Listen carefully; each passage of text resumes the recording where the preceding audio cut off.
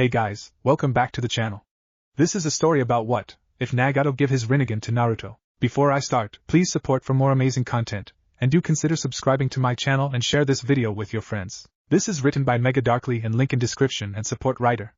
Let's start the video. Chapter 1, Survivor. I think I understand, Naruto, Nagato wheezed looking at the blonde-haired ninja. Nagato's body lay defenseless in front of the Konoha, moving up and down from light breathing. Naruto looked at him sternly, quickly going through everything that went on in his mind. After hearing Nagato's explanation for his doings, Naruto knew what he was going through, but the Konoha knew that it was the wrong way to go about the situation. Naruto finally broke Nagato's outer shell. That is why I have decided on a few things.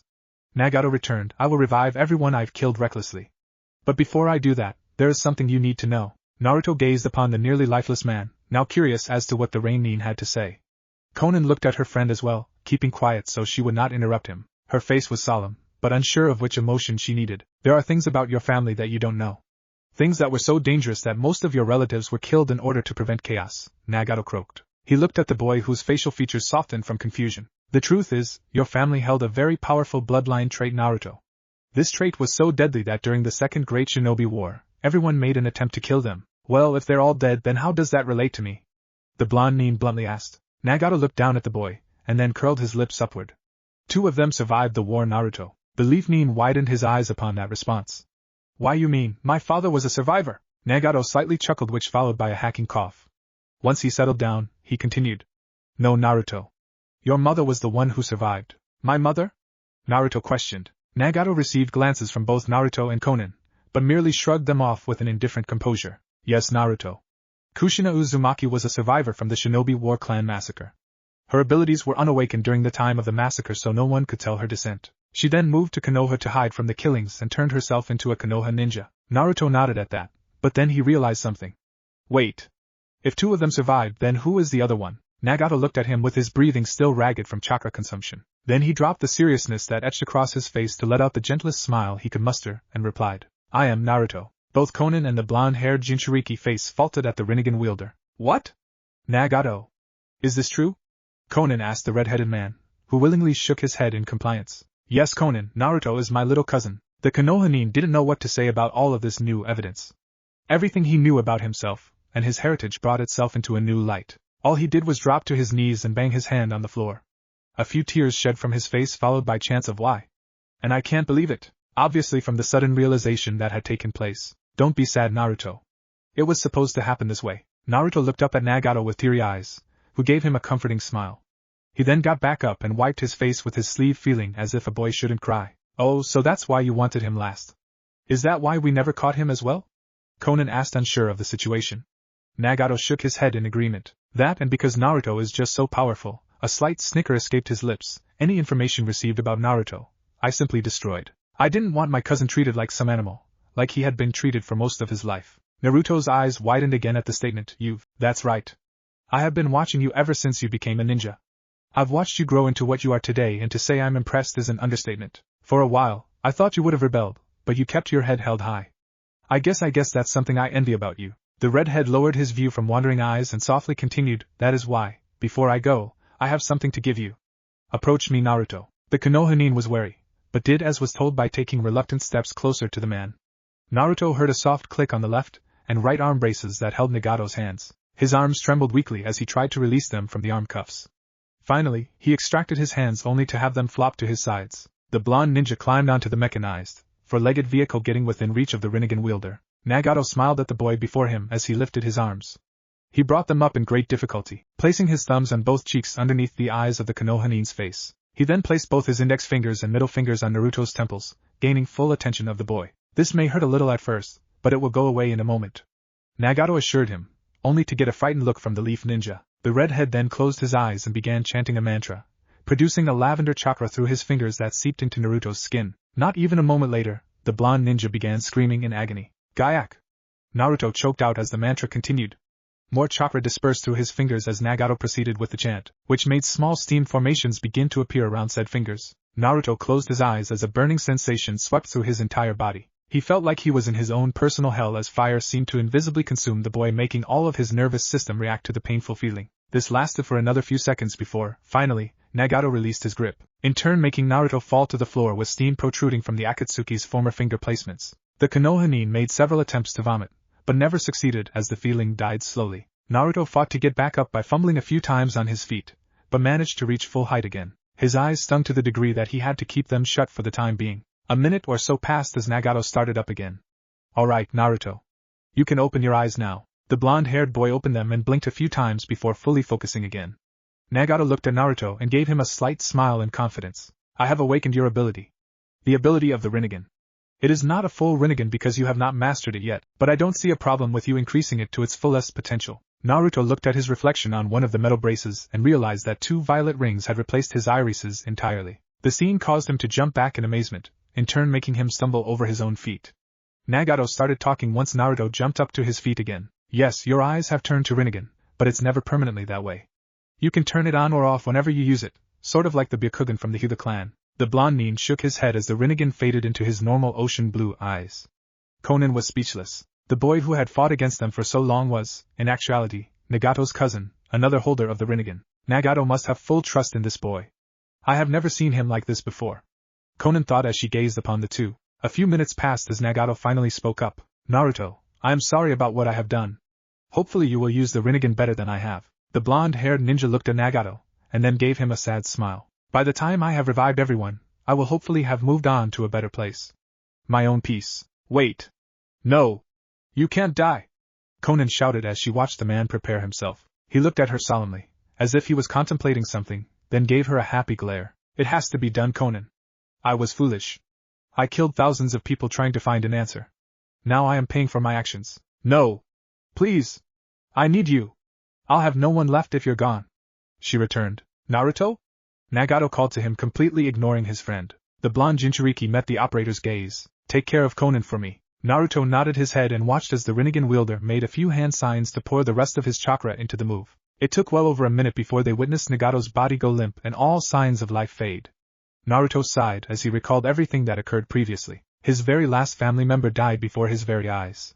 A family member he never even knew he had. It brought on a feeling of remorse, which caused him to stifle tears by blinking a few times. Konan lay silent as she took in the information as well. Her best friend of many years revealed evidence that she never knew or didn't bother to put the pieces together. How could she have missed it? How could Nagato not tell her something of this importance? They were friends, right? I do remember something that happened when we received data regarding the Nine Tails. She looked at the blonde ninja, falling into a not-so-distant memory. Flashback. Pain held himself primarily in the desk room of his house in Amigakure, assorting papers and scrolls alike on whereabouts of Jinchuriki and other information such as conditions of other villages and teammates of the Akatsuki. His office was rather dark, only lit up by a small lamp to his left. Bookshelves littered his office with hundreds of books old and new, and he had one massive wall-sized window looking out into the entire village. He came across the two-tailed Jinchuriki report and began glancing through the scroll looking for keywords containing any clues to her whereabouts. A knock rapped on his door, followed by a grunt from Pain signaling entrance to his office. Pain Taishu? Konan asked the orange-haired Akatsuki. Speak your matters. He replied, busy looking over the scroll. I have information regarding the Nine Tails Jinchuriki. She returned, pulling a scroll from a pouch underneath her cloak and placing it on his desk. Pain widened his eyes, placing them on the scroll. The Nine Tails? He reached his hand, laying it upon the wrapped paper. Then, with a swift motion, he opened the scroll. This was the first information he received of the Nine-Tailed Fox, so he wanted to read it as quickly as possible. Information came in the following. Report. Jinchuriki, Uzumaki Naruto, age 12 years old, Demon Kitsune, hashtag of Tails, total of 9, village of origin, Kanahigakure, last known location, Kanahigakure. What? No, it can't be. He looked over it, and then over it a second time, a third time, even a fourth time until it finally sank in. Uzumaki, the name dripped from his tongue in astonishment. He hadn't heard that name in nearly 13 years, and to say he was shocked was a poor choice of words. He was speechless. Another Uzumaki is still alive? Another Uzumaki? He mused to himself. He had received word of Kushina's death, but never knew she bore a son, much less a son that now possessed the Jinchuriki. Is something wrong? Konan, confused in the situation, asked her longtime friend, only to receive a sharp glare from Pain. Send for Itachi immediately. Konan felt paralyzed from the sudden outburst for a second, only to shrug it off and disappear into paper. She appeared with Itachi moments later, who gave Pain a silent stare. Itachi, there is a matter that has to be handled with utmost importance. The Uchiha still seemed unfazed while quietly eyeing the head Akatsuki. Continue. There is a boy from Kanahigakure that possesses the Kyubi. I'm sure you have knowledge about the layout of Konoha. Itachi lightly nodded. That's why I need you to keep a full eye on this boy. Any new information you receive comes directly to me. I don't want anything happening to him. I want to be the one to face him. I'm sure you have an understanding as to why I'm doing this. The Uchiha raised a slight eyebrow from the barely noticeable signals the Akatsuki leader was gesturing. Conan didn't notice them, but Itachi very well did. He knew exactly what Pain was talking about as if it were a mutual feeling that no one else could understand. Understood, Pain Taishu. And with that, the Uchiha disappeared by Shunshin. The orange-haired Akatsuki sat back down at his desk, unaware that he got up from his seat to relay the message. Conan looked at her friend unsure of what was going on in his mind, but she knew that deep down something was troubling him. They've known each other for a long time, so it's not as if anything Pain does would go unnoticed by her. Feeling she needs to find the underlying cause of the situation, Conan decides to ask him. Pain? She asked him with uncertainty in her voice. What is it, Conan? The Akatsuki head returned. She walked a little closer to him and held her weight on her palm to his desk. Is there a problem with the Nine Tails? You seem hesitant. He stopped immediately what he was doing, which startled her slightly. Everything's fine, Conan. No need to worry. He's just the strongest one is all. He gave her an assured smile, but she wasn't buying it. You think you can hide it, but I know there's Everything's fine, Conan. He shouted with more force than he wanted, which made the paper angel wince from the sudden noise. Well, if you ever need anyone to talk to, I am here, Nagato. She told the man while giving him a sad look. I know, Conan, I know.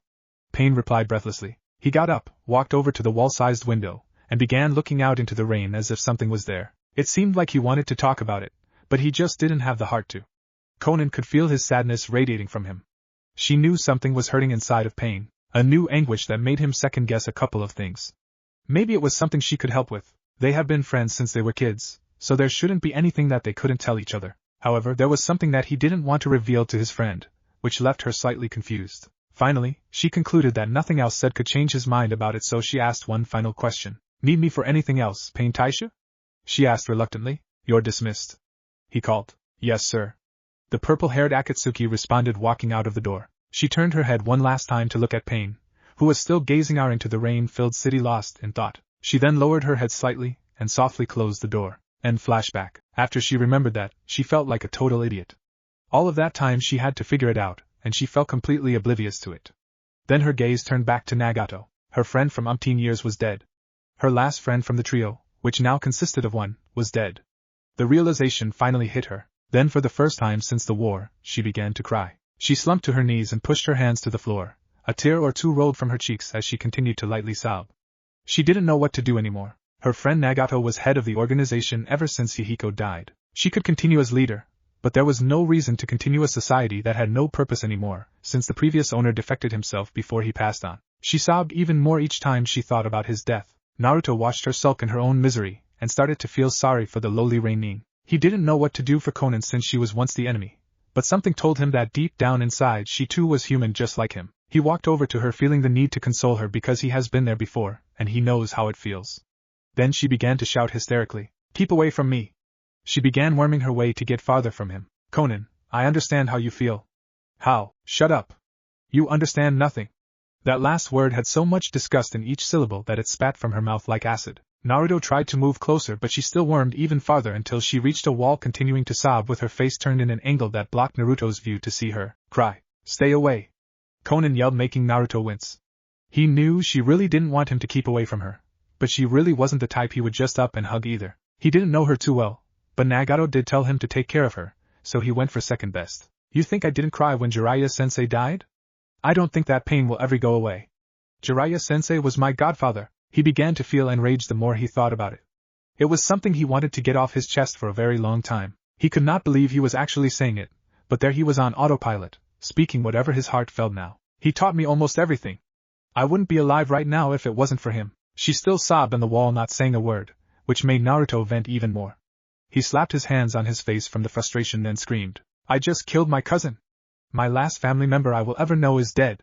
I'm alone just as much as you are, damn it. He then kicked a stone across the cave, making it ricochet from the wall until it landed several yards away. After that response, Conan looked up at him. Naruto was actually crying again, but his face wasn't sad. No, he had an enraged air about him now, something she had never seen before, which frightened her a bit. Try living with no family your whole life and knowing everybody hates your guts. It'll give you a good kick in the teeth. That scenario seemed familiar to her. Then she remembered Nagato and his life. The sudden revelation brought Conan wide-eyed again. Nagato and Naruto weren't too much different. Nagato lost his parents in the war when he was young. The Rinnegan he had made people shun him for what he was. Then she reviewed Naruto. From what she knew, his parents died when he was a baby, and everybody shunned him for the QB sealed away inside of his body. Her mouth then dropped open upon that fact. You're right. Huh? Naruto responded. He didn't think it would stick to her this quickly, so it threw him for a loop. You are absolutely right, Naruto Uzumaki. She got up from her position using the cave wall to prop herself up from the floor. She wasn't crying, but the tear stains and running mascara proved she did at one point. There are people who have suffered far worse than I have. I shouldn't embarrass myself with such trivial things. She then wiped her face with her palms to remove the emotional stains that covered her cheeks. Naruto's demeanor changed toward her after that. Noticing the way she was now, it made him finally realize that war does things to people. It was almost as if she was a scared child in an older body. He then sauntered himself over to the Rinnegan and gently placed his left hand on her shoulder. Look, Conan, I know it hurts, but there is no reason to beat yourself up about it. The only thing you can do now is keep moving forward, you know? She dared to look into his eyes and saw a fire swelling deep within those pools of ocean blue. The same fire someone she once loved had at one point, and just for a split second, she thought it was this person. An unnoticed smile grew on her facial features. Her smile was not enough to show appreciation for Naruto's attempt to console her, but just enough to show she concluded in her mind about something. Well, Naruto started scratching his cheek with his index finger, breaking eye contact by embarrassment. I could ask if you could I don't know, join Konoha or something. That statement broke her ruminations. The sheer thought of her joining the Leaf seemed preposterous. She was an S-rank criminal who was in the most feared organization of the land. Her smile faded as she shook her head in rejection. As sweet as the offer sounds, I don't think I can. She lowered her head and moved a few feet from Naruto. But Conan, I could tell them that you changed your mind about your ways or you helped me No, Naruto, I just can't. She interrupted, staring him in the eyes. If I tried to leave to your village, they would only ask for my execution. Naruto stared at her in disbelief. She seemed like she wanted to go. He could see the sadness in her eyes even though it wasn't apparent at the moment. Nevertheless, even though there was sadness, her lips seemed to say something else to reject the boy. But, no buts. Conan retorted, disrupting his sentence again. Now if you'll excuse me, I have matters to attend to. She turned to leave the cave, only to receive an angry look from the blonde nin. But I'm supposed to protect you. Naruto burst, clenching his fists. Conan stopped dead in her tracks.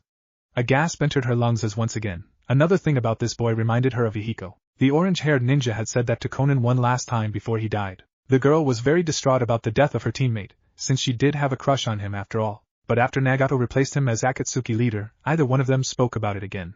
The purple-haired nin then looked at Naruto, who flustered, looking for an answer. Not like that. I meant, Nagato told me to protect you, so his sentence cut itself short as she walked over and gently wrapped her arms around him. It wasn't an affectionate hug. It wasn't even a friendly hug. It was just a simple hug of compassion. Just as soon as he got used to the feeling, she quickly pulled back, making sure to signal to him that it was not a pass. While her arms came from around his chest, she held out something to him. Flowers? The blonde nin asked. Conan was holding a bouquet of origami flowers. Naruto had never seen anything like them before, so he was a little curious. It's a sign of friendship and trust, Conan told the boy before he grabbed them. He eyed them studiously, alternating between her and the flowers. I can't go with you, Naruto. I have another village to look after, she continued as the ex-Akatsuki began to take her leave. Naruto fumbled quickly, trying to think of what to say. Will I ever see you again? She turned her head to eye him. A smile came over her features as she did a shunshin by paper from her spot, leaving an anxious and confused Naruto. Chapter 2, Retrieval. It had been nearly 3 days since the great revival of Konoha. Since the day Naruto found out that he was the last Rinnegan user, this came as a shock to him, and caused him to reflect upon his life, and what he really knew about himself. To be honest, he hasn't been acting as himself ever since he came back to the Leaf Village. Sure, he enjoyed the celebration after his return to Konoha, but the celebration seemed hollow. Should they really be having a victory party from the death of his cousin? Most people, who were either hammering walls or cementing floors, stopped immediately what they were doing to greet the savior of the village. As he walked through town, the village acknowledged cheerfully to the Uzumaki, either giving him a pat on the shoulder or telling him simple words of encouragement. A lot of times, there will even be little kids that would encircle him and ask him to play. Sometimes he would agree, but most recently he began to decline them, saying that he was too busy at the moment. He really wasn't busy at the time. He was just in no mood to join the children in their time to fool around. Ichiraka wouldn't be built for another day or two, so he scuffed his feet all the way to his newly built apartment that was in place of the original. The entire village contributed to his apartment by making it slightly bigger than the original. There was an additional room and an expanded kitchen. Even the bathroom saw an increase in size as it nearly doubled in width, leaving plenty of leg room to walk around. He unlocked the door and slowly trudged inside. The scent of fresh paint and newly cut wood filled his nostrils as he walked through his recently acquired home.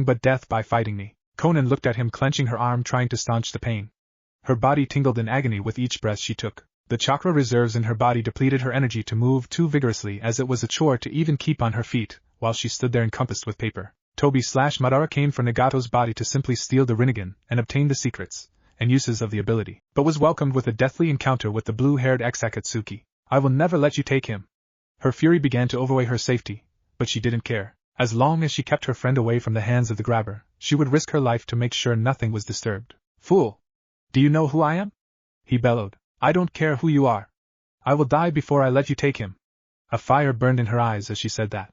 Her will was flaming fiercely. The orange-masked man looked at her for a few seconds, and then smirked under his mask. So be it. He formed a few hand signs and released an unavoidable fireball jutsu. It went so fast that Conan couldn't get out of the way even if she wanted to. The flames surrounded her body and burned her skin, causing her to scream in excruciating pain. Her final resistance was overrun as she fell limply to the ground. Toby/Madara looked at the girl, and then placed his eyes on Nagato with delight. He released his space-time jutsu and sucked in Nagato's body to another dimension by his Sharingan. Just when he was about to leave, a quick figure made an attempt to attack Toby by ramming through the man with a spiraling sphere of chakra. The masked man went intangible as the figure went straight through him, causing the Rinnegan to explode on the ground, forming a crater with dust and debris taking the air. Toby looked in the direction the person resided and saw a figure standing on the opposite end of the room. Conan staggered her head to look up and saw an orange blur appear in front of her. Her facial features softened slightly once she realized who it was. Naruto? She asked weakly as the boy guarded her. Sorry it took me so long, Conan. The blonde nin told her unwavered. He was steadily leering at Toby/Madara, making sure the Uchiha didn't make any early starts. The orange-masked Akatsuki stared at the boy. He felt something different about him, as if his power increased twofold. This feeling, Madara thought, still receiving glares from the Konohanin. This boy, this power, how did he get so much stronger in such a short amount of time? He looked at the boy again, and this time his eyes lingered onto Naruto's. What? Madara thought out loud. What is this? Their eyes interlocked each other's gaze as Toby found himself staring into the boy's eyes. The Rinnegan. Madara then, for the first time in a while, felt a little fear for his safety. The orange-masked man knew he was no match for Naruto in his current state, as Toby did not have the Rinnegan yet. He needed a viable excuse to make his leave, because if the Akatsuki made one false move, the show was over. He looked to Naruto and calmly spoke. It is not our time to fight, boy. Toby answered, taking baby steps away from the Konohanin. He already accomplished his objective, so there was no need to fight the blonde. Then with a wispy sound, he disappeared by using his space-time jutsu. Naruto clenched his fists, but let it go, as he thought he would never be able to catch Madara now, or he didn't want to get into a place where Madara had the advantage and could easily take out the blonde nin. The Rinnegan faded from his eyes as he turned his attention to Conan. She had fallen unconscious from the chakra consumption, and burn marks scattered all over her body. Her cloak was torn in many places and her hair was slightly singed on the ends. Blood fell from her mouth and dirt marks littered her body as well. A melancholy emotion overtook his features. When he looked at her, the sight of a nearly lifeless person laying on her deathbed, it made his stomach cringe. No one should have to suffer like this. Don't worry, Conan, I'll get you somewhere safe. He hefted her bridal style and found her to be a little lighter than he thought, but shook that distraction as he dashed for his life. Oh! Conan felt weightless as she lay there, letting her consciousness roam freely. She felt as if she had a fever and couldn't get up because she was too weak. Her fingertips felt cold against her face as she basked in the cool sensation it gave her. Then to her left, a shadowy figure came over and laid a cool rag on her forehead. She calmed even more and let out a relaxing sigh as the rag permeated the icy feeling through her forehead. She looked over to her right a little and saw a spiky-haired shadow. The silhouette looked over her with a solemn face, like he was hoping the girl would wake. The figure seemed like he knew her, but her roaming conscience made it seem like she knew him as well. Conan tried to get a better view of the boy by turning her head more in his direction. Just then, her senses suddenly fell sharp as she remembered who he was. She began to slightly tear up as she called his name. Yahiko! She shouted, tearing out of the bed. Ignoring the dropped rag, she wrapped her arms around the figure, who accepted without hesitation by embracing the girl. She sat there for a moment, continuing her hug and silently sobbing. A minute or so passed as the figure started talking. He seemed hesitant, but needing to say something. Conan-san? The shadow asked. I'm glad you're happy that I saved your life, but do you have to hug so tightly? Her thought processes terminated as she slowly drew her head up from the figure's shoulder. She knew whose voice that was all too well, as in her arms sat a confused and flushed Naruto. She recalled what happened, and not a split second later, she jerked away, as a slight blush filled her cheeks from the already somewhat feverish face. I'm sorry, I thought, never mind. Her lips pursed as her sight fell on the bed. Naruto looked at her, and then looked at his arms. That feeling he felt from Conan when he held her was something he always wanted to feel. He had also wished to know what it would feel like to be loved like Conan seemed to have showed to him. For the moment, she seemed to be in a state of longing for the boy, which left him feeling a little sad about the sudden jerk away from the girl. If only he could wrap his arms around her again. Wait a minute! What am I thinking? GYH.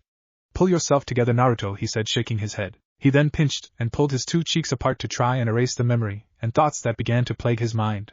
You don't like Conan-san? You can't. She's like way older than you. Just remember, you still have Sakura-chan to worry about. Yeah, that's right. Naruto-san? Conan asked quietly. HM? Naruto glanced back at her, repressing any memories that floundered in his mind. Where am I? She returned in the same tone as before. Oh, well, we're in Konoha Hospital, he replied cheekily. Konoha! She exclaimed. But how? Well, he started while scratching his whisker marks. It's a long story. Flashback. Tsunade sat in her recovery bed in the Konoha Hospital. After fighting pain, she seemed to have fallen into a coma from the long and painful fight that fell in the village. Her thoughts were a little hazy about what actually happened, so if anyone asked her about what took place, she wouldn't give him or her a clear answer. When she awoke in her hospital bed, Shizun and many others filled in the details and what occurred previously. To say she was surprised that Naruto defeated pain was an understatement. She was thrilled. It seemed that Naruto was filling Jiraiya's shoes, not only by becoming a sage, but also in his personality as well. Depending on how long you are around a person, you tend to become more like them. In Naruto's case, he was almost a spitting image of Jiraiya's persona when the sage was younger, minus the perverted side. But she didn't think on it for too long, as the Godame had a major headache that throbbed in her frontal lobes. It was a headache that made her want to smash her face with a hammer to get rid of the sensation. To see the nine-tailed Jinchuriki burst through the door only made matters worse. Hey, Granny Tsunade! I need your help! He screamed as he roamed to her bed. Naruto? What's the meaning of this, barging into my room like a madman? The Godame asked, a little irritated. The headache made her more irate than she would have been normally. But Naruto merely shrugged off the attitude by answering the reason why he was there. Well, you see, I have this problem. He fidgeted. Well, I have this friend who is seriously injured and I need to get them to a room to be healed as soon as possible. The Hokage looked at him like he was slightly idiotic. Usually people ask her for more king-like favors, as in doing a mission or asking to retrieve something of major significance, not something this mediocre. Why are you asking me? If someone is injured, then take them to the medical nin.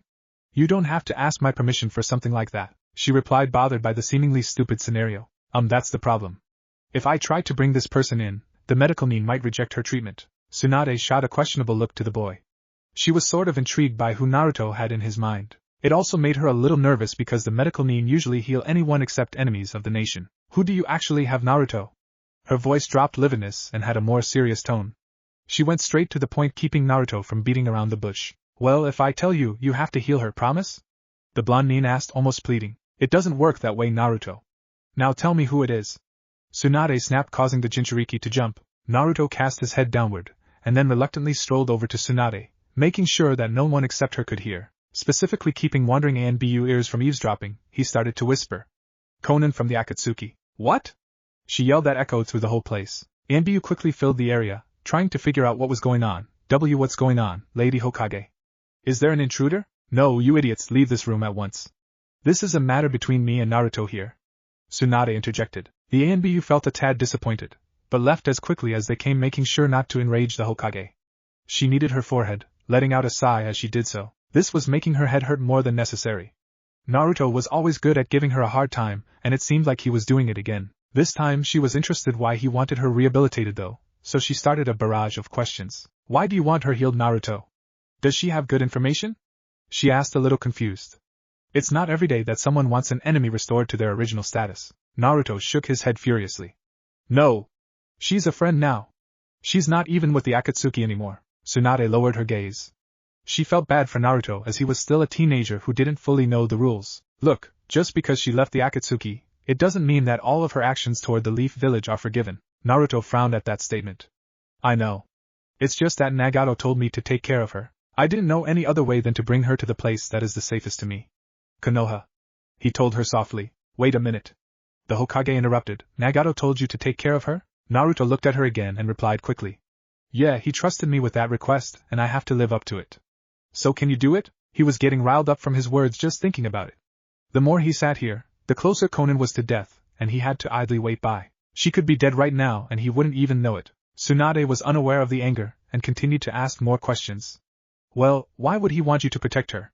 He knew you were the enemy. Naruto then clenched his fists. Because Nagato and I came to an understanding with each other. He trusts me. Can you heal her? He also gritted his teeth from the dragging on this conversation did. But that still doesn't make any sense that he would trust you. You were the Tsunade was cut off as Naruto finally had it. Because he's my cousin. He trusts me. He finally screamed, causing a great panic from Tsunade. The Hokage's eyes widened intensely as she gained a view of Naruto. He was staring heatedly at her now, but that wasn't the reason why she was wide-eyed. She looked into the Jinchuriki's eyes and saw the 2 violet circles on each iris. She gained a full view of the Rinnegan Naruto now possessed. Her speech became hoarse as she felt a spell wash over her, but she automatically regained her composure, feeling the need to say something. The Rinnegan? She choked out. The Godame was at a loss. She just received information that she never knew, and now it seemed that Naruto now obtained the Rinnegan as well. Yes, Naruto started. His last gift to me was the Rinnegan. He gave it to me right before he died and entrusted me with the gift to protect his last best friend and find true peace. His gaze faltered as he found himself looking at the floor. And that's what I'm going to do. I don't care if people hate me for doing this, because if they were in my shoes they would do the same thing. So are you going to help me or not? Tsunade was speechless. Things were jumbled in her head, and she couldn't think clearly. Maybe it was the headache that caused this mishap, or maybe it was all of this new information that she never knew in the first place. It's not like anyone could give her a plausible answer. She tried to find something to say to the blonde-haired Jinchuriki only to open her mouth, not say a word. It stayed like that for a few more seconds before Naruto turned his head to the door. Fine. If you won't help, I will find someone who will. He said his final words and went for the door. Tsunade felt she had to say something, so she shouted his name. Naruto. What? He retorted lividly, turning his head to her direction. Well, I can't do it because I am still in the hospital, but I think I can get someone else to help you. What made her change her mind was never really clear, but Naruto seemed to have gotten through to her in some way. Tsunade didn't even know what words were coming from her own mouth. It almost made her dizzy by the event that was taking place, as seeing Naruto this way seemed totally unlike him. He was usually happy and carefree, a little arrogant in some way too, but never hot-headed. The last time she saw him this way seemed to be when he was trying to bring her back to Konoha. Naruto had to fight Orochimaru along the way. He was mad that day too, but it looked like he only gets short-tempered when he is protecting someone. That's one of his better qualities. She thought deeply, but then automatically continued her response to Naruto. Ambu, report. She yelled, summoning the cloaked characters from the front door to the hospital room. Yes, Lady Hokage. The ANBU guards replied in unison. Bring in Hirano Sakura. Tell her to drop everything immediately, and come to my room. It is an emergency. She answered forcefully. Yes, Lady Hokage. They replied again in unison. They both instantly disappeared by Shunshin, leaving Naruto and Tsunade alone again. You're helping me? Naruto turned back to the lady, who gave him a pitiful look of some sort. Yes. I don't know why, but I trust your decision, Naruto. She felt complacent with that answer as she scanned the room. Don't worry. I will have a room secluded specifically for her in this infirmary so no one harms her. Tsunade responded shortly after. The look on her face changed as her eyes lingered to the ceiling with an annoyed gesture. It's not going to be easy explaining this one. When he heard the Godame's robust statement, it made him feel like a weight had been lifted off of his shoulders. Thank you, Tsunade-sama. The Hokage blinked a couple of times when those words spoke from Naruto's mouth. She had never been spoken to so formally by him before. It was almost unnerving to hear the maturity from the blonde nin. Yeah, I want a better explanation of everything that took place in your fight with Nagato, so don't forget. She finalized before Sakura and a few ANBU appeared. Yes, milady? Sakura asked, completely oblivious to Naruto's appearance.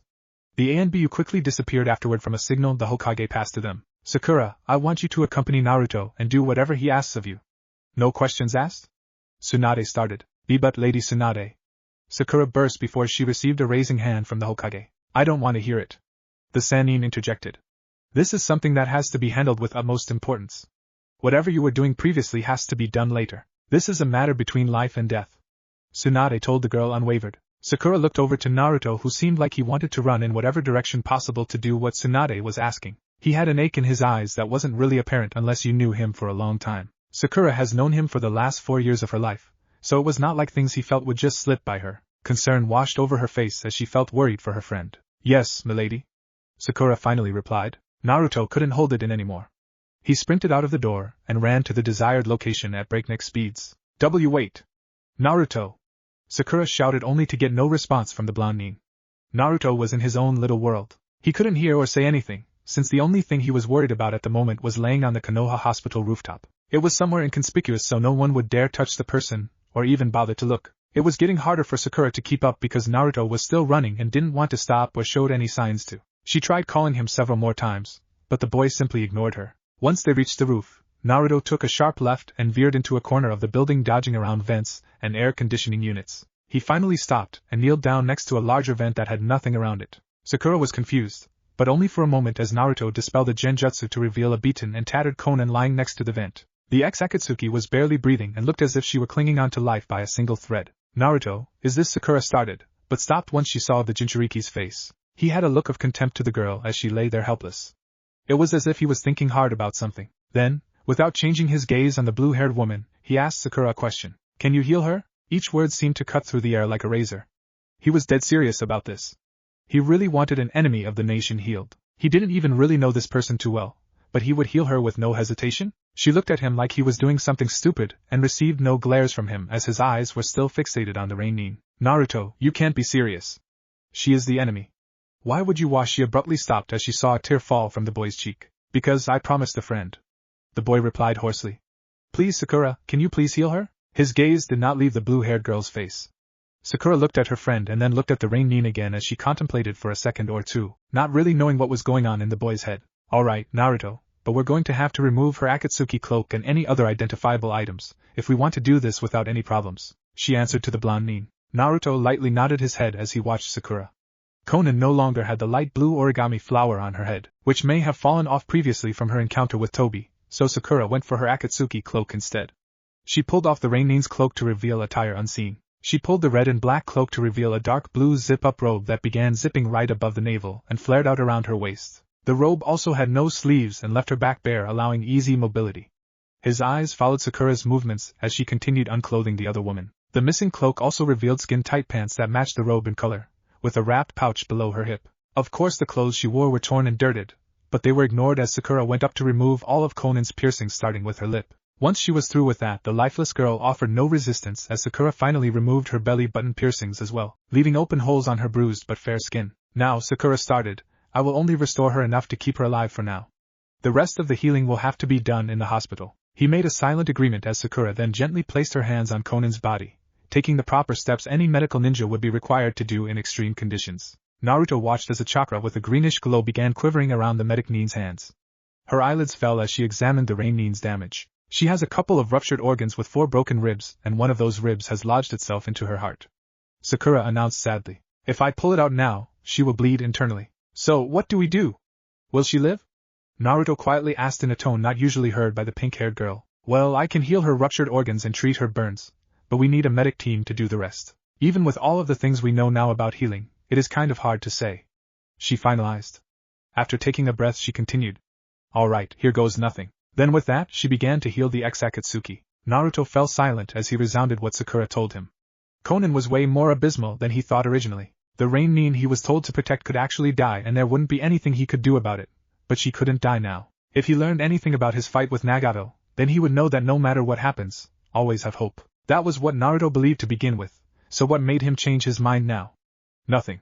Nothing at all. His attitude altered slowly as memories flooded his head of the struggles he went through as a kid. All of the trials and tribulations he faced kept beating him down and wanting him to stay that way, but Naruto's determination made him rise against every factor that was laid upon him. Sakura stole a glance of his face change as he stood up. She could see the look in his eye. After that revelation of what he originally stood for, his face changed from one of sadness to one of serious fortitude. She'll live, I just know it. He responded out loud. Of course, it wasn't really known whether or not she would live, but the boy didn't lose optimism. He was highly confident in his answer, as he stared at the blue-haired girl. Sakura looked at her good friend, then glanced back down at the lowly Rinnegan. Naruto, what do you see in her? She thought apprehensively as she continued her treatment. Conan's face slowly improved from its previous painful expression to a softer, calmer fashion. The burn marks also faded gradually as Sakura continued her mystical palm technique, now keeping her focus solely on the ex-Akatsuki. A few moments later, the pink-haired medic Nin finished her treatment. I've done all I can for now.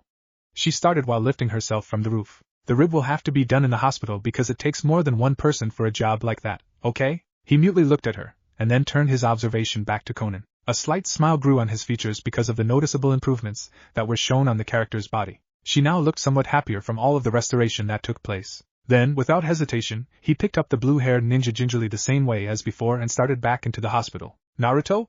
Sakura asked with a reached hand, but was once again denied recognition from the blonde-haired boy. Her eyes wandered on the blonde ninja for a few moments before she heaved a sigh and followed suit. The pitter-patter of feet echoed off the hospital walls as the duo wandered aimlessly for a room to place Conan into. It kind of angered them that they did not have an escort, because they didn't know what room they were supposed to go to, that is, until a couple of ANBU appeared in front of them by Shunshin. This way. One of the black-cloaked figures replied sternly. Naruto and Sakura looked and nodded at each other in silent unison, then trailed behind the two Black Ops members. They all reached a room at the end of another hall to the right, and were welcomed with an operating table and several other medic Nin quietly waiting for their patient. It seemed as though the Hokage had kept her end of the bargain, so Naruto felt a little more appreciation toward the Sannin. There were also two other ANBU inside the emergency room, probably there to see that the recovery makes a success without any tampering or secret assassination attempts. Naruto slowly walked into the operating room and placed the Rinnegan's limp body carefully on the table. Not even a moment later, a few medic Nin began to operate on the ex-Akatsuki. Sakura then quickly filled them in on what she did and what was wrong with the woman before one of the other medical Nin walked over to both Naruto and Sakura and calmly shooed them out. Don't worry, we'll take it from here. She replied softly to both of the young leaf Nin, closing the door behind their exit. End flashback. I see. Conan said quietly. They had just finished a hospital lunch as the blonde Jinchuriki slurped up whatever he had left of his soup after he finished his story. She looked down and noticed the bandages wrapped around her figure. She was almost mummified from the percentage that covered up most of her body. Most of these bandages seemed to be covering her recently burned areas as well, even though she was healed earlier, maybe because the skin is fresh and far more sensitive than her skin was before. Her eyes fell on Naruto, who gave her a foxy grin in return. It seemed that Naruto went out of his way to stay true to his promise that he made to Nagato. Even though she was sort of an enemy to him still, he tried his best to revive her and live up to his older cousin's wishes. Maybe I can trust him. Conan thought in her mind as she reflected upon previous occurrences. He seemed to be way more trustworthy than she thought originally. I don't understand him at all.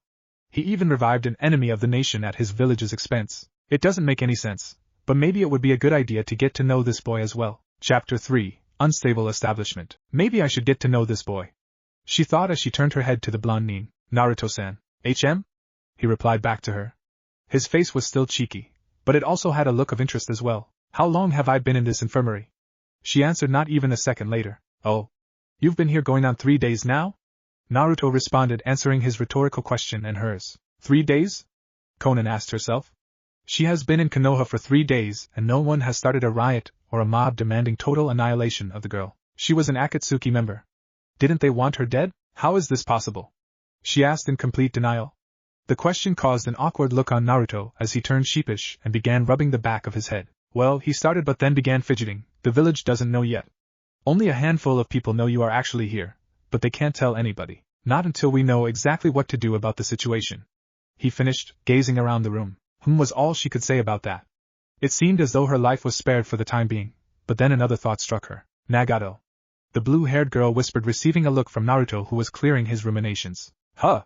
The blonde ninja asked as he didn't quite hear what she said. Nagato. Where's Nagato? Did you save him from Madara? She started back louder than ever. Naruto looked at her, then dropped his eyesight to the ground forlorn. Conan automatically knew what the answer was from the boy's gestures alone. Don't tell me, she asked the boy before it caused her to sink low on her bed and clench her fists. Damn it, she began. I had everything planned to defeat him. I was ready for whatever he threw at me and I failed. Her voice began to quiver as she continued her rant. I went through so many scenarios in my head. I even calculated timing between tactics, and I couldn't even protect my best friend. Her voice cracked and tears began to well up in her eyes. She had worked hard to prevent the kidnapping of Nagato's body, but all she really achieved was knowing that she was too weak to protect her last friend from the clutches of darkness. Naruto looked at the girl plainly. A feeling of guilt washed over his body as he thought about what had previously occurred because he also failed at getting Nagato's body back. Just the thought made him want to beat himself up after causing another pain to someone. He then remembered what the older Uzumaki told him once Naruto received his Rinnegan. Take care of Konan for me. Blame me, the blonde Jinchuriki told the woman. She looked at him with widened eyes as he glared upon her. What? I was the one who let him get away with his body. I had a chance to save him, and I blew it. His face showed signs of anger, but he still kept a serious tone. Hit me, he pointed to himself with his thumb, and lowered his defenses in front of her. But I don't she started, but was immediately interrupted by Naruto. I said hit me. His eyes still gleamed with seriousness. Don't put the blame on yourself. Blame me instead. She slowly raised her hand and curled it into a fist as she thought about everything she hated. All of her loathing was going directly into her hand as she finally built up enough strength to hit the boy. Naruto braced for impact as Konan's fist came hurtling towards him. The blonde then shut his eyes, hoping that it wouldn't hurt, only to feel nothing. A few seconds passed as he slowly opened his eyes again. I can't do it, she replied in a hoarse whisper. I can't blame you for what happened. Her fist fell to her side as she lost all means to slaughter the boy. Lost for words, Naruto just stood there. Yet again, he didn't think that it would click to her as easily as it just did. Maybe he was underestimating her? If I told myself you did it, then I would be lying. Her gaze faltered back to her bed as she continued. It wasn't your fault. It was his. Madara's such distaste spewed from her mouth every time she talked about him. If words could kill, he would have died 1,000,000 times over. Look, I'm sorry I can't bring him back, Naruto began, pacing around the room, but I will keep my promise to Nagato. I promise I will make peace with everyone and make people finally understand one another. I will become Hokage. Konan quit her self-loathing and curiously observed the boy.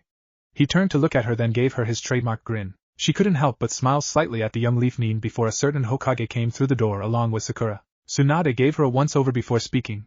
I see you've made a full recovery. The blue-haired nin sized up the Godame as well before speaking and let her true emotions fade for the moment. I see you have as well, she said without much emphasis. Yes, well, I can handle my own, Tsunade continued, but I did not come here for idle chat. I came here for another reason altogether. Then why are you here, Granny? Naruto asked, slightly confused in the matter. I was just about to get to that, she said, gaining full attention of both Konan and Naruto. Her eyes then looked at the ex-Akatsuki. The reason I am here is to get you tested. We clearly can't have an enemy of Konoha living here without any clarification of non-malicious intent. Living here? Konan shouted abruptly. I didn't say I was joining the Leaf Village. Tsunade shot her an evil glare. You are in no position to argue. Naruto saved your life and brought you to this village, and it was because of him that I have decided to spare your existence as well. Konan threw her eyes to her bed and reflected silently, not really knowing what to say. I could just sign for your execution here and now and be done with you, but you could prove to be a valuable asset to this village, being as how you have trained under Jiraiya, who is one of the legendary Sannin, such as myself, and you are a former member of Akatsuki nonetheless. That is why, henceforth, you have been disregarded as the S-rank Nukenin you once were. You are now known as Konan of the Leaf with probation rights. Lady Tsunade, Sakura stated questioningly, is it really a good idea to enlist an Akatsuki as a Leaf Nin? Tsunade turned her gaze to Naruto, who was staring at her with a slight smile, then turned her attention to Sakura. If Naruto believes in her, then it wouldn't hurt to give her a shot. I've already talked to the council and they have fully agreed to allow her stay as long as the probation is in effect. It wasn't easy though. The pink-haired girl looked at the Godame cautiously as a sign that she really didn't know if it was the right choice. Tsunade sighed and turned her view to the concerned medic Nin. Don't worry, she whispered, I'm sure there is a good reason why Naruto wants to do this. She then looked at the blonde and switched to the blue-haired Leaf Nin, even if it doesn't make any sense. She finalized to Sakura before continuing her original response to Konan. There will be clothes sent to this room for you to change into. Afterwards, Ibu will arrive and you will immediately go to the interrogation chambers for your cross-examination to see if you're actually hiding something. Tsunade turned for the door and shifted her head to match eyes with Konan. God help you if you are. She then walked out of the room with Sakura trailing behind, taking her final glance as well before closing the door behind them. Konan slumped in her bed in defeat. It seemed she had no choice in the matter anymore about where she could go or what she could do. If she tried to escape in her current weakened state, she would only get caught and put to trial on instant treason. Things would not go well and it would only mean the end of her. Well, I believe you'll pass, and no sweat. Naruto assured the new Leaf Nin with his wide smile. She looked at him and saw the warmness etched across his face. It caused her to barely smile again to the boy, and she couldn't understand it. There's something about him, something I can't describe. What is this feeling? She mused a couple of more seconds before Naruto started walking away. Naruto-san, where are you going? Oh, Naruto started. Well, Captain Yamato wanted to see me. He told me after I got done in the hospital. I should see him immediately. Oh. Konan silently added. There was obviously a hint of unease in her voice, and the Jinchuriki noticed it. Don't worry. You'll do fine. You're not like the others and I can see that, Naruto added with a thumbs up before making his final leave. The door clicked softly as silence enveloped the room, leaving Conan alone on her bed to reflect. Oh! Naruto hopped over a few buildings and darted through various people until he reached a single building on the other end of the construction mess on the opposite side of the village. It was dull in color and lacked any enthusiasm in the creativity department. It didn't have a door as it only had two flaps in front of the doorway slowly wafting in the breeze. It was probably used previously for medical treatment, seeing as how it had stretchers laying around it and various other medical equipment. Now it was abandoned as Konoha had a hospital again. Well, this was where Captain Yamato wanted to see me, he replied to himself unenthusiastically. Naruto pushed the flap around his body as he made his way into the room. The room was a little stale and still looked messy with many needles and bandages lying around. The only thing that seemed new was the bodies of the ninja who occupied the building. Yamato noticed the boy and not too soon responded to his arrival. Ah, I see you've made it. Yo, Kakashi responded to the boy, who only looked a little puzzled at the masked man's greeting. Wait a minute. What's Kakashi-sensei doing here? The blonde asked as Yamato walked over to the Jinchuriki. Kakashi looked at the boy, then at Yamato before he let out a smile underneath his mask. Well, it's no big deal, but we heard from Lady Tsunade that Nagato did something to you before he died. We just want to make sure nothing affects the Kyuubi's final seal is all. That's right, Naruto, Yamato stated. Whatever he did to you could affect the seal and ultimately release the Kyuubi from its cage. That is why we have to check your body for anything abnormal. Oh yeah. Naruto banged his hand in his other palm. I haven't shown you yet, have I? Yamato looked at Kakashi before the masked man spoke up to the blonde Jinchuriki. Shown us what? Not long after that, Naruto concentrated for a second before he finally yelled out, Rinnegan. The blonde's eyes shot open and revealed two purple circles replacing each iris. Both Yamato and Kakashi stifled a breath as they were taken aback at the sight of the new Rinnegan eyes that replaced Naruto's original sky blue eyes they had grown accustomed to. Our Rinnegan? Kakashi started. How did you? It was Nagato's final gift to me. As it turns out, he was my cousin, he replied happily before he remembered his death. It caused Naruto to downcast his eyes for the moment. Naruto, this is unbelievable. Yamato looked deeper into the eyes of the new Rinnegan wielder. The purple gleamed in his irises from the light bulb on the ceiling. It wasn't a full Rinnegan yet, but it was still just as intimidating. Kakashi, can you help me out here? Oh yeah, sure thing. The masked man was still amazed at the sight, but lifted his Hitai to reveal his Sharingan. Naruto stood there for a few seconds before Kakashi spoke up again. Well, it's not an illusion, there's nothing behind it. It's not a trap either, so it's the real deal. The wood expert was dumb-stricken. This was actually the first time he got to see this type of eye up close, but turned to a more serious facade after he realized something. Yamato looked down then smiled slightly. It seems the Uzumaki bloodline carries the Rinnegan after all. Huh? What do you mean? Kakashi brought up before receiving a look from Yamato. Well, back when I was a Chunin, there was this rumor going around the adults that a Rinnegan user was actually found. I don't remember much, but the higher-ranked ninja also said something about the Uzumaki. I was young back then, so I really didn't understand what they were talking about at the time, but now that I see Naruto here, the heir to the Uzumaki bloodline, I realize that both of those stories were actually one story. Kakashi thought coherently about it. Oh yeah, I remember hearing about that too. That was a while ago though. I guess when they saw that Kushina didn't have it, they gave up the idea. So are you saying that I actually have a Kekkai Genkai? Naruto asked as if he were a child getting candy. Yes, it seems so, Yamato replied before giving a glance at the Jinchuriki. Alright, Naruto. Let's see if it alters your seal or not. Oh, it was very quiet in the lone recovery room that Conan resided in. The Anbu already came to her room and gave her the clothes she was supposed to change into only a half minute after Naruto left. They seemed to fit her perfectly, which kind of threw her off for the moment, but then she realized that her other clothes were missing, so she assumed that they knew her sizes from them. She then walked into the small bathroom that was on the other side of her room. A sigh escaped her lips as she looked herself up and down in the bathroom-sized mirror. What was she wearing? How could she wear something like this? As if irony was taking a crack at her itself, she came dressed in something that seemed to humiliate her. The same outfit that many other ninja wore who tried to stop her, she dressed in as well. From head to toe she bore the greenish jounin vest with a black long-sleeved turtleneck shirt underneath that had the orange Uzumaki swirl on the left arm. She also wore the same black skin-tight pants that every other leaf ninja wore as well, bearing the shuriken pouch on her right thigh. Then to finish it off, her sandals were that of a black color as well, leaving no difference in color change to the outfit. I guess it's what I deserve, she replied woefully. Her gaze faltered as her eyelids lowered. Conan didn't think that she was worthy of these new clothes. Those who wore this vest obtained it through honorable means to their village. I shouldn't wear something like this. The clothes seemed to mock her, and it pushed her into a further state of suppression to the past, making her leave the bathroom because she could not bear the sight of herself. The door opened not long after to her room as two Anbu appeared before her. Follow us, one of them ordered to the blue-haired leaf nin. She nodded silently and walked away with the two Black Ops members. Shortly later she found herself inside a small room with one table and two chairs. Two men were already inside the room and gave her a look of scorn. I see you are in Konoha. What are you doing here? The taller man asked the woman with a sneer. That only concerns me. It is none of your business, she replied in a dull tone. What did you say? The man responded back vehemently, picking her up by her jounin vest. I should kill you right now for all of the suffering that was spread across this entire village. Now, Ebiki.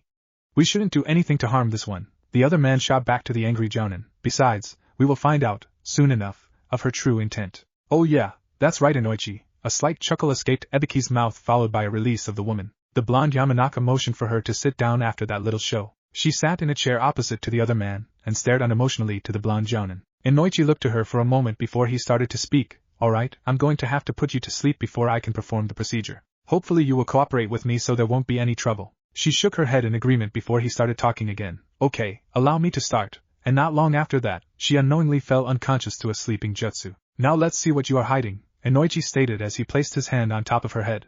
Flashback. Who is this and why is he even here? An 8-year-old Yahiko asked to the young girl about the same age. He's called Nagato. He looked so alone and pitiful outside that I told him to come live with us. Conan replied happily to the orange-haired boy. But he even brought a dog, sheesh. Nothing here, Inoichi thought as he read over her memories. But it seems Nagato and Conan are long-time friends. Let's go to another one. I'm staying. Jiraiya told his teammate Tsunade, who responded outraged. What? You can't be serious? Well, at least until they get on their feet. The younger Jiraiya shot back. Conan looked at the older man. She was a little worried about his stay, but he seemed to be real nice. In a way, he almost seemed like a father figure, especially after they got used to him being around. Oh, hoppin' planks? What are those? Conan asked the white-haired sage. Oh, he started. Well, they're to show who's here and who's not by the side it has been flipped to. If it's red, it means you're here. If it's white, it means you have left and can hop in any time. A grin etched across the Leafnin's face as he waited for the kids to get the pun. But that failed when the young girl asked another question. But why do we need these? Conan asked, uncertain of the uses it pertained. Well, this area is still dangerous, and you'll never know when they will come here and try to attack us. The sage answered realistically. So you're saying that if it's red, then one of us has probably been captured, and when one is white and we're all here, then that means there is an enemy disguised as one of us? She asked Jiraiya in a state of confused understanding. That's very inspective, Conan. Unlike a certain other, the sage eyed the orange-haired boy studiously. Hey, I knew what you were talking about, sort of. Yahiko retorted back. Nothing here either, but Jiraiya-sama taught them? Inoichi mentally disregarded the thought for now. Where are your darker thoughts? Why are you here? He then delved deeper into her mind. Kill me, Yahiko told Nagato with a definite voice. And oh. Don't do it! Conan screamed to her Rinnegan-wielding partner at the top of her lungs. Nagato! The orange-haired man shouted to a stricken teammate. It seemed as though Nagato was in a difficult situation. He was given an ultimatum to either kill Yahiko or Conan gets killed by Hanzo. If you don't do it, this girl dies. Hanzo replied to the shaken red-headed Akatsuki. Not a split second later, a solid thud was heard as Yahiko impaled himself with Nagato's kunai. Both of you have to stay alive because you are the Messiah. Yahiko replied through pained breaths. I really believe you. And nothing more was ever said as Yahiko fell to the ground in one last dying breath. Yahiko! Conan shouted, but the man never answered or got up. A serious rage enveloped over Nagato, as he lost all meaning within himself. Without a moment's haste, he began to slaughter everything in his path because nothing mattered anymore. It eventually led to a summoning that took the souls of everything his beast touched, causing the Rinnegan wielder to become paralyzed in the process by the rods that shot through his back. Nagato, a forlorn Conan called to the boy, but was ignored because of his insanity that consumed him. So you were the real leader to begin with? Hanzo stated, crossing his arms to the crazed man before him. Who knew you were the one who had the Rinnegan this whole time? Not long after that, Nagato screamed and forced his summon in the enemy's direction only to miss his opponent by Shunshin. That's pretty tragic, the blonde Yamanaka thought to himself. Now I see how they came to be. What a hard way to go through life. I still don't have what I need though, so I need to keep searching. And with that, he went even further into her memories. I knew you'd be here. Conan told the man, full of hatred. So I'm assuming you won't tell me where Nagato is? The swirling orange-masked man asked in a thought-so voice. I've waited for a very long time to end you, Madara. The blue-haired girl answered back forcefully. Toby/Madara looked at the woman with a smirk under his mask. Just so you know, I won't go easy on you just because you were one of us. Oh, one question though, do you think Naruto Uzumaki is that special? He asked in a menacing voice. Conan did not falter as she pierced through the man's one-eye glare with her own. Naruto is the embodiment of light itself. That's why every time he meets somebody they carry the flowers of hope. And with that, Conan threw a few paper shuriken at the form of Toby. Well, I may as well tell you a few things about your friends, before you come to your imminent death, he replied coldly to the girl as he went intangible, completely evading the shuriken. Conan fell surprised to his intangibility before he brought his point back up. First of all, I was the one who made Yahiko form Akatsuki. The blue-haired girl widened her eyes in disbelief. And second, I was the one who gave Nagato the Rinnegan. He concluded to the dumbfounded girl. So, really I just wanted to get my eyes back. But you were just a foolish girl who didn't know anything. But now, you know where Nagato's body is hidden, so I just need to detain you. All of this new information led into a fierce battle between the two Akatsuki as Konan did the paper angel technique to further her plans to see to his demise and failure. The altercation lasted for a very long time before it came to a screeching halt. Tobi/Madara had somehow used a move that completely shut off his other eye underneath the broken orange mask in consequence. But this move allowed him to warp space and time to fuse reality and imagination. This attack caused Konan to be put in a deathly encounter with the masked man. He stabbed her in the back from behind with a pointed bamboo sword and pushed her off while he started talking again. There is no peace, there can be no hope. Nagato only wanted to feel better about his existence. Oh, but you'll see him soon enough, then you can spend all of eternity lamenting your decision to listen to Naruto's garbage. As soon as he said that, the endless rain that fell over Amigakure dissipated until it completely stopped. What's going on? It can't be, Madara stated out loud as his surprise seemed to arise in his words. The blue-haired ex-Akatsuki felt it as a sign and gathered enough will to continue. Yahiko's and Nagato's desire for peace has not left this world. I have faith in Naruto as well, because he will be the bridge to peace that everyone has desired and I will be the pillar supporting that bridge. She then raised her arms to make one last attack on the broken masked man. It seemed as though Nagato's death made her make an important decision in her life. I don't care if I am blown away in the process. I will st-. Before she could finish her sentence, a death grip was placed on her neck by the evil man. You didn't think I'd let you do something like that, did you? She could feel the life slowly fading from her body as Madara continued talking. I will wilt your flowers of hope and fade the bridge to oblivion. When I am finished with this jutsu, your life will be no more. But before I do that, you will show me where he lies. She dared to look into the man's eye as the jutsu took place. And no, I can't know. And flashbacks. No! She screamed out in the open, jolting both Ebiki and Inoichi. A small tear fell off of her cheek from the reoccurrence, as she breathed heavily in nervousness. The Yamanaka immediately pulled his hand away as he remembered the memories of that final encounter, and shook his head at the situation. What? What did you see? Ebiki asked the other man who slowly got up from his seated position. She's clean. He answered solemnly, looking at the floor. As it turned out, Madara was behind everything. Ebiki's face faltered at that statement. What? But I thought he was dead. I'm not sure, the blonde started, but I am positive that she wants to help us. Konan didn't say anything, but her facial features backed that statement, Inoichi proclaimed. Ebiki couldn't believe it. A former Akatsuki actually wanted to help for a change. It seemed to make him actually go a little easier on the woman. A rare sight indeed. Ebiki thought out loud. Well, since she passed, I guess we have to send her to the Hokage. She did tell us if the Akatsuki was approved to take her to her office. I suppose so, the blonde replied indifferently. Let's go. Konan got up from her seat and walked with the other two men who proceeded in front of her. 2A and B guarded from behind, maintaining standard protocol. A short while later, they arrived at the Godame's office. She was assorting new files before her on the construction projects of Konoha. Ah. I'm assuming it went well? Tsunade asked in a rhetorical sense. Yes, Lady Hokage, Inoichi responded, and we also have information. Well, the Hokage started. What are you waiting for? Spit it out. Oh right, well, it seems the man known as Madara is the one behind everything. Ebiki stated, causing Tsunade's eyes to widen in amazement. Right. Madara is also known as Tobi, the man in the orange mask, Inoichi followed up while closing his eyes and sighing. What? The man in the orange mask is Madara? Tsunade lost her words, but Madara should be dead. I said the same thing, Ebiki stated to the Hokage. Right, well, I will let the others know. In the meantime, there is something I have to discuss with this woman. Yes, Lady Hokage. They both replied in unison before they left the office. The room seemed to quiet itself once the two women were in the office alone. Tsunade walked over to her window that overlooked the village and gazed out in silence. Konan felt it was not in her place to talk as she was technically the prisoner. There was nothing for her to say. She caused a lot of damage to the leaf, and now they had somewhat captured her as a repayment to the village. It remained quiet for another moment or two before Tsunade began to speak. There were these 3 kids, not even old enough to live on their own. We were coming back from a mission and my partner noticed them. I didn't know what he saw in them, but he really wanted to teach them. He wanted to teach them how to protect each other. Konan listened to the story quietly as the Hokage continued. I didn't really think it was a good idea, but he saw something in those kids that I didn't at the time. So he left me and my other teammate to help these kids learn how to defend themselves. Tsunade's posture shifted to her other leg as she crossed her arms, still eyeing the village. Days turned into weeks until one day, I received mail from my partner. He wrote me a letter to keep me updated about his well-being. He would tell me how he was doing and ask me the same, but the longer he stayed away, the more he began to tell me about those kids.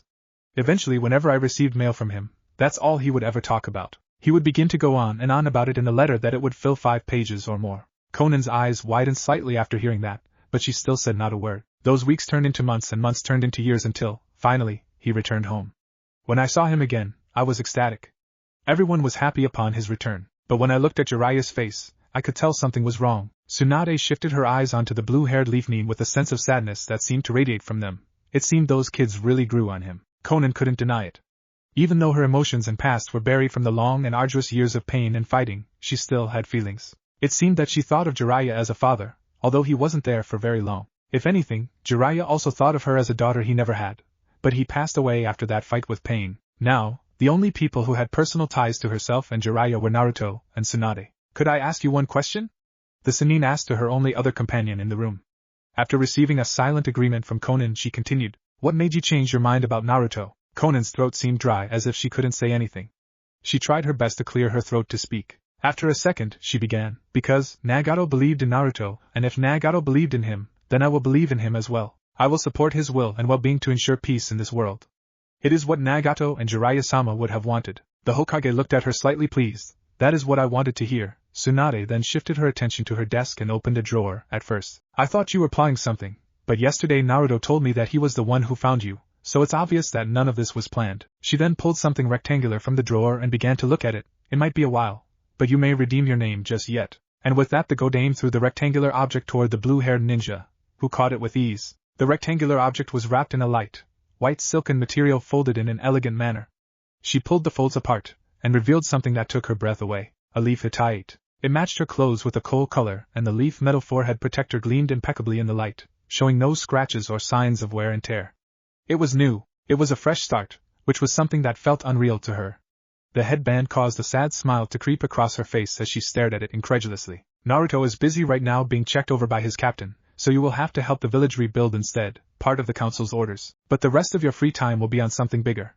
Your main objective? Tsunade tossed her eyesight over to Conan before she continued, is to protect and help Naruto master the Rinnegan. Conan didn't think too hard before she made a decision. Almost as if she was unaware she did it, Conan closed her eyes and wrapped the new hittite over her forehead. She then twisted the fabric tails into a knot and pulled forcefully. Afterwards, she opened her eyes to reveal a newfound determination. Yes, Lady Hokage. Chapter 4 Pariah. It looks like you're okay, Naruto, Yamato replied to the blonde Jinchuriki. As a matter of fact, it doesn't change anything at all. It's safe. Naruto lowered his mesh and orange-clad jacket, feeling a little happy that it was real. He actually owned a true Rinnegan and he never knew it. Hey, Captain Yamato? Yes, Naruto? The wood user asked, amused. Do you know anything else about the Rinnegan? He questioned to the Jounin. Yamato put his index finger to his chin as if deep in thought, then let out a sigh. I don't really know much else about it. We've never actually had one to study, so we don't really know anything. Sorry. Oh, Naruto sighed as he hopped to his feet from the medical table, then a thought struck him. Wait a sec. I think I know someone who knows a thing or two about it. Thanks Kakashi-sensei and Captain Yamato, but I have to run. He replied with a wave of his hand and dashed for the door. Naruto, Kakashi resounded in his mind, he just keeps getting stronger. Just like you wanted as sensei? His thoughts reminisced on the yondaime as he watched Naruto's final moments in the room. 8. Naruto jogged through the streets at a steady pace. It was a sunny day and people were still building away at the village. Since there was nothing left but the Hokage monument, they literally had to build a city from nothing. It didn't seem as much of a trouble to the villagers, for at least they were doing something to occupy their time. Naruto still received smiles from others as he passed by them. There would even be one or two girls around the same age as him that he would pass who, when he faced them, would turn their heads away and giggle. Since he never really saw what it felt like to be liked by another girl, it sort of creeped him out because he thought maybe they were planning something or making fun of him. Ignoring whoever and whatever, he continued. He was trying to reach the Hokage building because he wanted to see if Conan made it out fine. He wrapped around a newly built building and passed a few more people until he started hearing angry shouting and cursing. A few people seemed to be enraged about something as he gained ever nearer to the noise. It wasn't until he turned a corner that he saw a crowd of people arranged into an uneven circle. There seemed to be a fight that broke out, and people were encouraging it by keeping it contained in the irregular shape. After listening on the fight for another second or two, he could make out a few phrases the people were saying. Kill the bitch. Why is she here? She stole a leaf ninja's clothes. Probably trying to sneak in. Go back to where you came from, demon. Naruto got a little worried for this person. Did they really hate whoever this much? She couldn't have done something too bad. After those thoughts ran through his mind, a small break formed in the mass of confusion that enveloped this character in just enough time so he could see who they were fighting. It wasn't a fight. No, it was far from it. This was attempted manslaughter. There were several people on this one person, and there were even others trying to get their hits on the poor figure. Who were they thrashing on? It was someone who Naruto promised to protect. The person they were beating down was none other than the blue-haired ninja that he saved a few days ago. Conan. Anger boiled in the pit of his stomach as he saw the woman lying on her back getting hit in the face with the villager's fist and 3 or 4 others kicking her in her sides. It was a horrid sight to the blonde boy as feelings came back that he hadn't felt in a long while. Without really thinking, the Jinchuriki blazed through all of the people and threw a right-handed cross to the one attacking her face. This, in turn, sent the abuser flying several feet away from the circle and everyone else to stop what they were doing. Conan weakly looked up to the boy and saw the anger in his eyes, almost as identical as the last time, and Naruto. Does anybody else want to hit her? The blonde nin asked to anyone and everyone. All of the villagers stepped back a little at the sight of the Jinchuriki before they barraged him with an array of angry shouts. Why are you defending her? She's an Akatsuki. She doesn't belong here. She needs to be dead, just like me, right? Naruto screamed as his head turned to one of the villagers revealing his red vertically slit eyes. Shouldn't I be dead too? I am the Jinchuriki. The villagers stepped a few more paces back before the villager began to speak. Well, you don't want to harm us and we realize that, but that woman was in on the whole entire destruction of the village. But people can change, right? An unknown voice said that came from behind Naruto and surprised everyone. To Naruto's relief, the village's ruler appeared behind the boy, causing the whole scene to emit peace. Granny? Naruto started but was cut off by the Godame. Don't worry, Naruto. I'll take it from here, she replied firmly. The villagers once again began an upheaval and noise, clearly in rejection to the blue-haired woman's presence. Tsunade listened with a half ear to what the villagers were saying before she raised her hand to clamp them down. As soon as they pacified, she sighed softly. Look, I am sure all of you are upset about this new occurrence, but let me assure you, there is a perfect explanation for all of this. The villagers remained observant on the speaker. Naruto was looking over Conan and helping her stand on her feet. Yes, Tsunade continued, she was a member of Akatsuki, but she has been captured. Now you are probably also wondering why she is wearing normal leaf attire? A few people nodded as a sign of agreement. Well, the council and I have decided that, since she partook in the annihilation of the village, she should wear what many of our fellow ninja have worn to remind her of the past, and her misdeeds that followed to the leaf's destruction. With that said, she will stay here and forever live her life in the shadow of the leaf, helping rebuild the village and whatever else we ask of her as penance for that sad day that fell upon our land. The Hokage looked over to the newly assigned leaf nin, who looked away as a sign of guilt crossed her features. She could see the sadness without having to really look too hard. All of the villagers seemed to take the Godame's statement at face value because a lot of them smiled viciously at the price the woman had to pay. That is why, from this moment forward, no one is to harm or maim this person because she will prove herself to be of worth, understand? She concluded with that and watched as the villagers grumbled and removed themselves from the area to continue what they were doing previously. There were a few villagers who still glared at the blue-haired ninja with distaste before they walked away as well, leaving only Tsunade, Conan, and Naruto alone. The female Sannin then took sight of the other two standing there. She went to say something but felt slightly dizzy, so she closed her eyes and heaved a sigh. Thanks, Granny, Naruto sighed as he gazed down at his feet. I know, Naruto, she replied to him with a slight smile. Just be glad I was thinking about you, she stated before opening her eyes and turning to make her leave. It was never really clear who she was talking to in that statement, but before anyone could ask, she disappeared by Shunshin. A cross look came over the boy's features, but only for a moment as he shook it off and looked at the ex-Akatsuki. Come on, Conan, Naruto told the blue-haired ninja with a smile. Let's get you cleaned up. She looked over to the boy and reflected silently, thinking about everything that had just taken place. Naruto went out of his way to protect her again. He even went so far as to hit someone else in his own village, but was it for his promise or for something else? It seems he still has some buried feelings about his past, she thought quietly before taking his offer and following him. A little while later they reached Naruto's home. He pulled out a key from his pocket, unlocking his door and pushing it open to reveal the inside. It was nearly the same as last time except some odd and end things were lying on the floor. They both walked into the living room and Naruto helped his guest sit on the couch that overlooked the street. He left her alone for a moment, and only a moment before he walked back in the room with a couple of rags and a bowl of warm water. He also carried a bottle of some unknown brand of ninja pills that was halfway filled and a roll of bandages. He sat down beside her and began to take a look at the damage. Her hair was a little disheveled and small cuts made their way onto her face. She also had a black eye and a small amount of blood was on her lip which seemed to have left a trail on her face, but was dried over time. Why didn't you defend yourself? Naruto asked as he continued looking over her face. Well, violence is not always the answer. Also, I do believe that I would have serious repercussions if I touched anyone in your village. Killing someone on my first day is not a very good impression, is it? She replied nonchalantly, looking down. He laughed lightly at that. No, I guess not. He then went for the rag and began dipping it into the warm water. He pulled it up a few seconds later and immediately stopped. Wait a second. What in the hell am I doing? Then again, she hasn't said anything yet, so I guess it's okay. The Jinchuriki sank the rag back into the lukewarm water, wrung it out, and slowly inched his hand closer to her face. He came just a hair away from making contact with skin before a hand grabbed his wrist, knocking the warm rag to the young woman's lap. I can do this on my own. I do not need your assistance. She replied sharply with a facial reaction that matched. The only reason he got as far as he did was because she wasn't paying attention to him. Oh, sorry. Ha ha, he replied wryly. Now he felt like an idiot. Of course, she wouldn't let him do that, I should have known. She began to wipe her face with the rag softly, closing her eyes to the sensation it gave her. Naruto didn't really know what to do anymore, so he thought quietly to himself. Actually, he was thinking about the villagers and how they reacted to her. They hated her, loathed her, wanted her dead. He couldn't help but remind himself about the way they used to act to him when he was younger. This feeling was something that he never wanted to experience again because for the longest time, he was the villagers' beacon of hate. Even through his academy years, people hated him. He thought the only way to get attention was to act out and become a nuisance. He did bad pranks and jokes all over the village. He even marked all over the Hokage monument, but people noticed him. It didn't matter how he got noticed back then, just as long as somebody was watching him. The only reason he ever got any friends was because he got stuck on a team with people who had to deal with him. They eventually realized not to judge a book by its cover and finally became friends with the boy. Years passed and finally everyone recognized Naruto as a person, not a demon. But now the villagers have someone new to hate. Someone to blame everything on. A new pariah, which was something Naruto had been previously. Maybe the same thing will happen to Konan. He thought in a sense of hopefulness, maybe people will see her like they see me now. He brooded silently a few more moments before a soft voice interrupted him. Naruto-san? Yeah? He asked curiously. The blonde was a little disappointed that he was cut short in his thoughts, but was willing to talk. There was something I have wanted to ask you ever since I have been here. She then stopped rubbing her face and looked at him with interest. How did you know Madara was after me?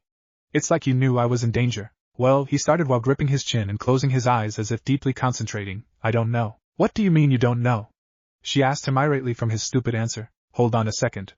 Let me explain. He then positioned himself correctly on the couch, pushing his hands on his legs. A close of his eyes signified that he was deep in thought. Well, when I was home, something happened to me. I was watching the villagers rebuild their homes from this window. He pointed to the one behind the couch they were sitting on. Everything seemed fine and it felt like another day. Well, then I began to reminisce about the reveal of my true heritage and Nagato's death. Konan's attention was still laid upon the boy, keeping movements to a minimum as to not disturb his thought processes. Around that time, I started to look at the flowers you gave me and I started to feel sad.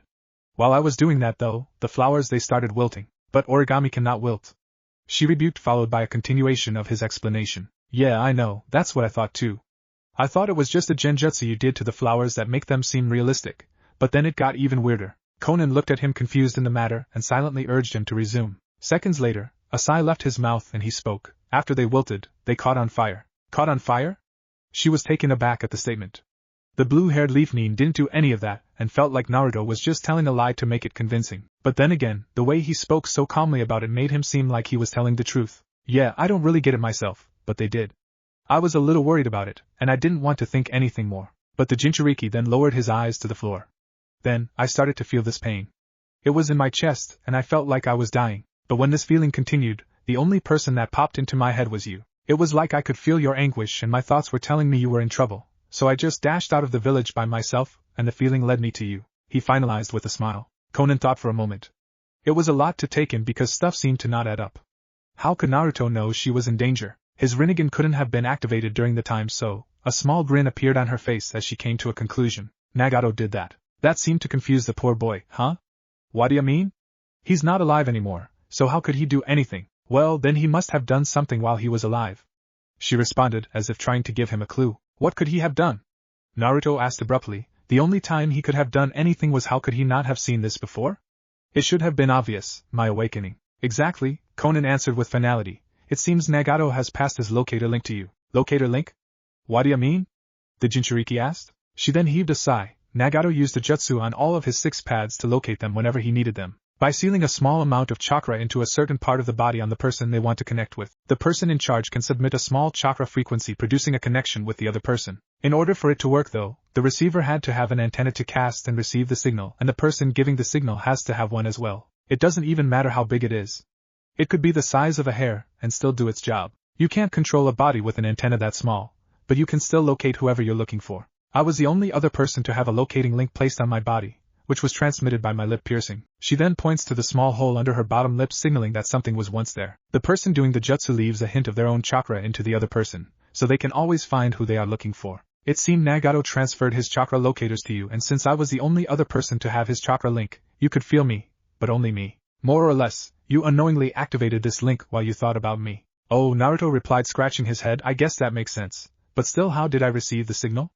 I don't have anything on my body. I have one place in mind, Konan said as she got closer to the boy. Naruto felt a little awkward from their shortened distance away from each other as she moved closer to the boy, but sort of shrugged it off for now. Turn your head for me, please, she asked softly to him, who then received a turned head from the boy. She looked around the sides of his face, then grabbed his chin and quickly turned his head to gaze at his left temple. Naruto was bemused of her actions because he didn't really know what she was doing, but felt even more creeped out when she started touching his hair, moving it around softly with her fingers. Hey, what are you? YOW? Found it, Konan replied as her hand came around his face, unveiling a small shard. Very clever, Nagato. What is that? Looks like a splinter, Naruto told the girl quizzically. This is a chakra rod fragment. This is what Nagato used for you to find me, as in, the little antenna I mentioned earlier. Oh, Naruto mentioned, but it's so small. Konan seemed slightly amused at his reaction to this. Well, yes. Like I said, they can be as small as a hair, but it still does what the person wants it to. Naruto liked the idea. It was very smart to think of something like this, and it got him wanting to do the same. Hey, I should get one of those. Then if anyone ever gets in trouble, I can come in and save the day. You mean like the time that you saved me? The blue-haired Kunoichi asked, smiling at the end of her lips. Oh. Naruto blushed about her teasing question. Oh, well, I guess. He laughed slightly as he rubbed the back of his neck. Without any prior notice, Konan wrapped her arms around him again. This time, instead of sympathy, it was one that she needed and desired. Thank you, Naruto. A subtle tear began to descend its way down her face. It seemed she had more going on than he thought. She did so well to hide her emotions when they were in the hospital room that he never really noticed. That was when a melancholy mood placed itself on the house of Uzumaki Naruto. This was the third time he saw her cry, but this time Konan willingly hugged him. It was good to have a shoulder to cry on. Someone for emotional support. Of course, the factor of her being older and barely knowing the boy didn't really matter at the time because he was the only one she could do this to. He had the most tie to Nagato now, and she was in a village that hated her, so who else than the blonde nin that rescued her in the midst of her death? Naruto tried to collect his thoughts before he gently wrapped his arms around her as well. A smile overtook his lips as he began to speak happily to the woman. Don't worry. When I save this world from the never-ending pain, then you won't have to suffer anymore, because I will be Uzumaki Naruto, Hokage of Konohagakure. Naruto let go of his grip and stared at her with pure determination, pointing to his own chest with his thumb. I will make sure that everyone understands one another and peace lives across the land. It is my dream. My goal. My desire. If there is no way to peace, then I will find a way. Konan stared at the boy. She did misjudge him. Yes, his way of thinking about finding peace was childish, but somehow he keeps stepping closer to that ambition with hope. That smile I understand now. That feeling I felt in the hospital, it was warmth. I have finally realized why Nagato trusts him. He truly is the light to this world. I have faith in you. Another smile graced her features as she wiped a stray tear from her eye. And I won't let anyone interfere. The will for peace has been passed down to you, and I promise on my life and on my friends' graves that I will protect that will and allow the bridge to peace to be built with only the strongest materials. The support that holds underneath will keep that bridge standing taller than all the land, so that nothing evil can ever reach its peak. I promise, Yahiko Nagato. In that moment, they both looked at each other in a new light that only seemed unfeasible previously. On that day, a new friendship was born between the two which could possibly exceed every other's expectation. Was it fate that these two met? Did they share something that no one else had in the known universe? They seemed to know each other, if only slightly, and were willing to go out of each other's way to make this path to peace probable. It was a mutual feeling. An understanding. Maybe the universe intended this outcome, and was correcting itself by allowing this abnormal charade to continue. This didn't seem real. It couldn't be real. But here they were, joined together by an unusual game of chance where the hand dealt in their favor. Maybe this could work. It was only planned from the beginning anyway. Chapter 5, Secrets. Naruto-san, let us begin your training, Konan said as she sat up from her seated position, wrapping her arm in a bandage. Somehow, she felt a smidge happier from their little heart-to-heart moment. Oh yeah! Naruto shouted giddily. That's what I was gonna ask you today. Konan questioned the blonde, befuddled. Ask what? Well, before I found you, I wanted to find someone to help me with the Rinnegan. Then I thought after a minute and realized you were the only person that was even remotely close to knowing anything about it. But after all of those things that happened today, I sort of forgot, he replied, rubbing the back of his head wryly. Yes, well, we are here now and we don't have much time to waste, Konan replied in a matter-of-fact tone. Madara far surpasses your strength and even my own. But we are about to change that. She then finished wrapping her arm and started walking towards the door. The blonde only stared at her, his gaze deep in space signifying that he was in thought. Naruto-san, Madara is nothing but pure darkness. You, on the other hand, are the child of prophecy. It is said that you will triumph victoriously and make things right in this world gone awry. She then turned to face him in a serious facade. By the time we are done with your training, he will never get his hands on you. I can guarantee it. That response actually lightened his mood a little. A small grin etched across his face as he thought about that aspect. He was actually going to be taught how to use the Rinnegan. It sort of felt strange to him now that he thought about it. He has a Kekii Genkai, a special eye that her friend once had. Now that friend is no more, which makes Naruto the new heir to the special power he now possesses. Okay, Konan-chan, I am ready, Naruto replied cheerily. The blue-haired woman looked at him and her features dropped into a frown. Don't call me that. Huh? He asked a little confused. You are never to put chan at the end of my name. Understand? She told him in an angry voice. Just because we have to train together for your benefit, that does not mean that we are best friends. But I thought. Well, you thought wrong, she replied with no hesitation. Now let's get going. We do not have much time. She then proceeded out of the door in sort of a hurry. Naruto tried to think as he couldn't figure out what just happened. What is wrong with her? 1 minute we're friendly, the next, she is staring daggers at me. I don't get it. He concentrated for another second or so before he concluded that it would come to him sooner or later. Naruto then followed behind Konan to begin his very first training lesson of the Rinnegan. Another day as the Hokage unfurls, Tsunade replied out in the open at her office desk. It never ceases to amaze me. Tsunade was very annoyed as of late. She had just gotten out of a coma, and the work already piled itself to the ceiling as if it was trying to get her mad on purpose. She had to deal with the unexpected arrival of a former Akatsuki member, which was proving to be more trouble than it was actually worth, but could potentially work into a huge advantage if handled correctly.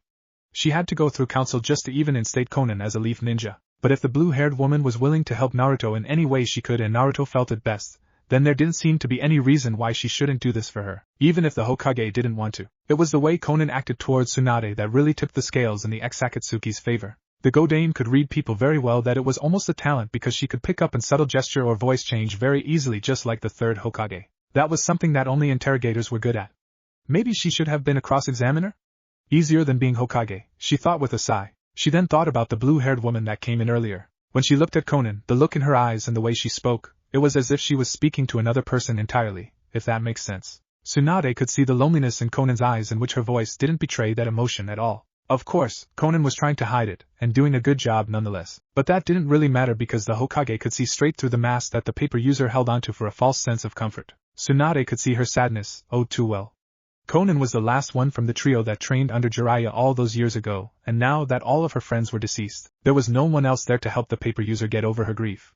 The Sannin felt a little sad for the woman even though she helped in the village's total annihilation. But now that Naruto is around her in the village, maybe he will find a friend in Konan and help her. She seemed to hold Naruto in high regard. I think he's safe for now. While in the middle of her thoughts, Yamato and Kakashi appeared in the Godame's office with a poof of smoke, completely disrupting her ruminations. Tsunade looked over in their direction and put a knowing look upon her face. Well? What did you find out? She then intertwined her fingers and laid her elbows on the table, resting her chin on her hands. Right, Yamato replied firmly. Well, we were a little startled at first when we saw it, but the test came back negative. His eyes are real. Yes, it seems Naruto has acquired the true Rinnegan, Kakashi stated seriously. We do not know what to do about the situation, although we do know that it does not have any effect on the last seal Konaning the Kyuubi. Well, at least there is some good news. Good to know Nagato didn't do anything to him, Tsunade responded with a sense of finality. I found it very odd though, Kakashi started again after a minute's silence. Naruto only has 2 rings on his eyes, but if I remember correctly, the Rinnegan has always covered the entire eye. I've done some research while we were fighting pain, and it says that the Rinnegan covers the whole eye, but Naruto's only goes so far as to cover the irises. Tsunade looked to the ninja intrigued by his findings. You do make an interesting point. That is why I would like to continue testing him for further evaluation, Yamato answered without a moment's haste. Things seem a little confusing, and for that reason, I want to make sure nothing happens. Tsunade nodded her head in approval. Right.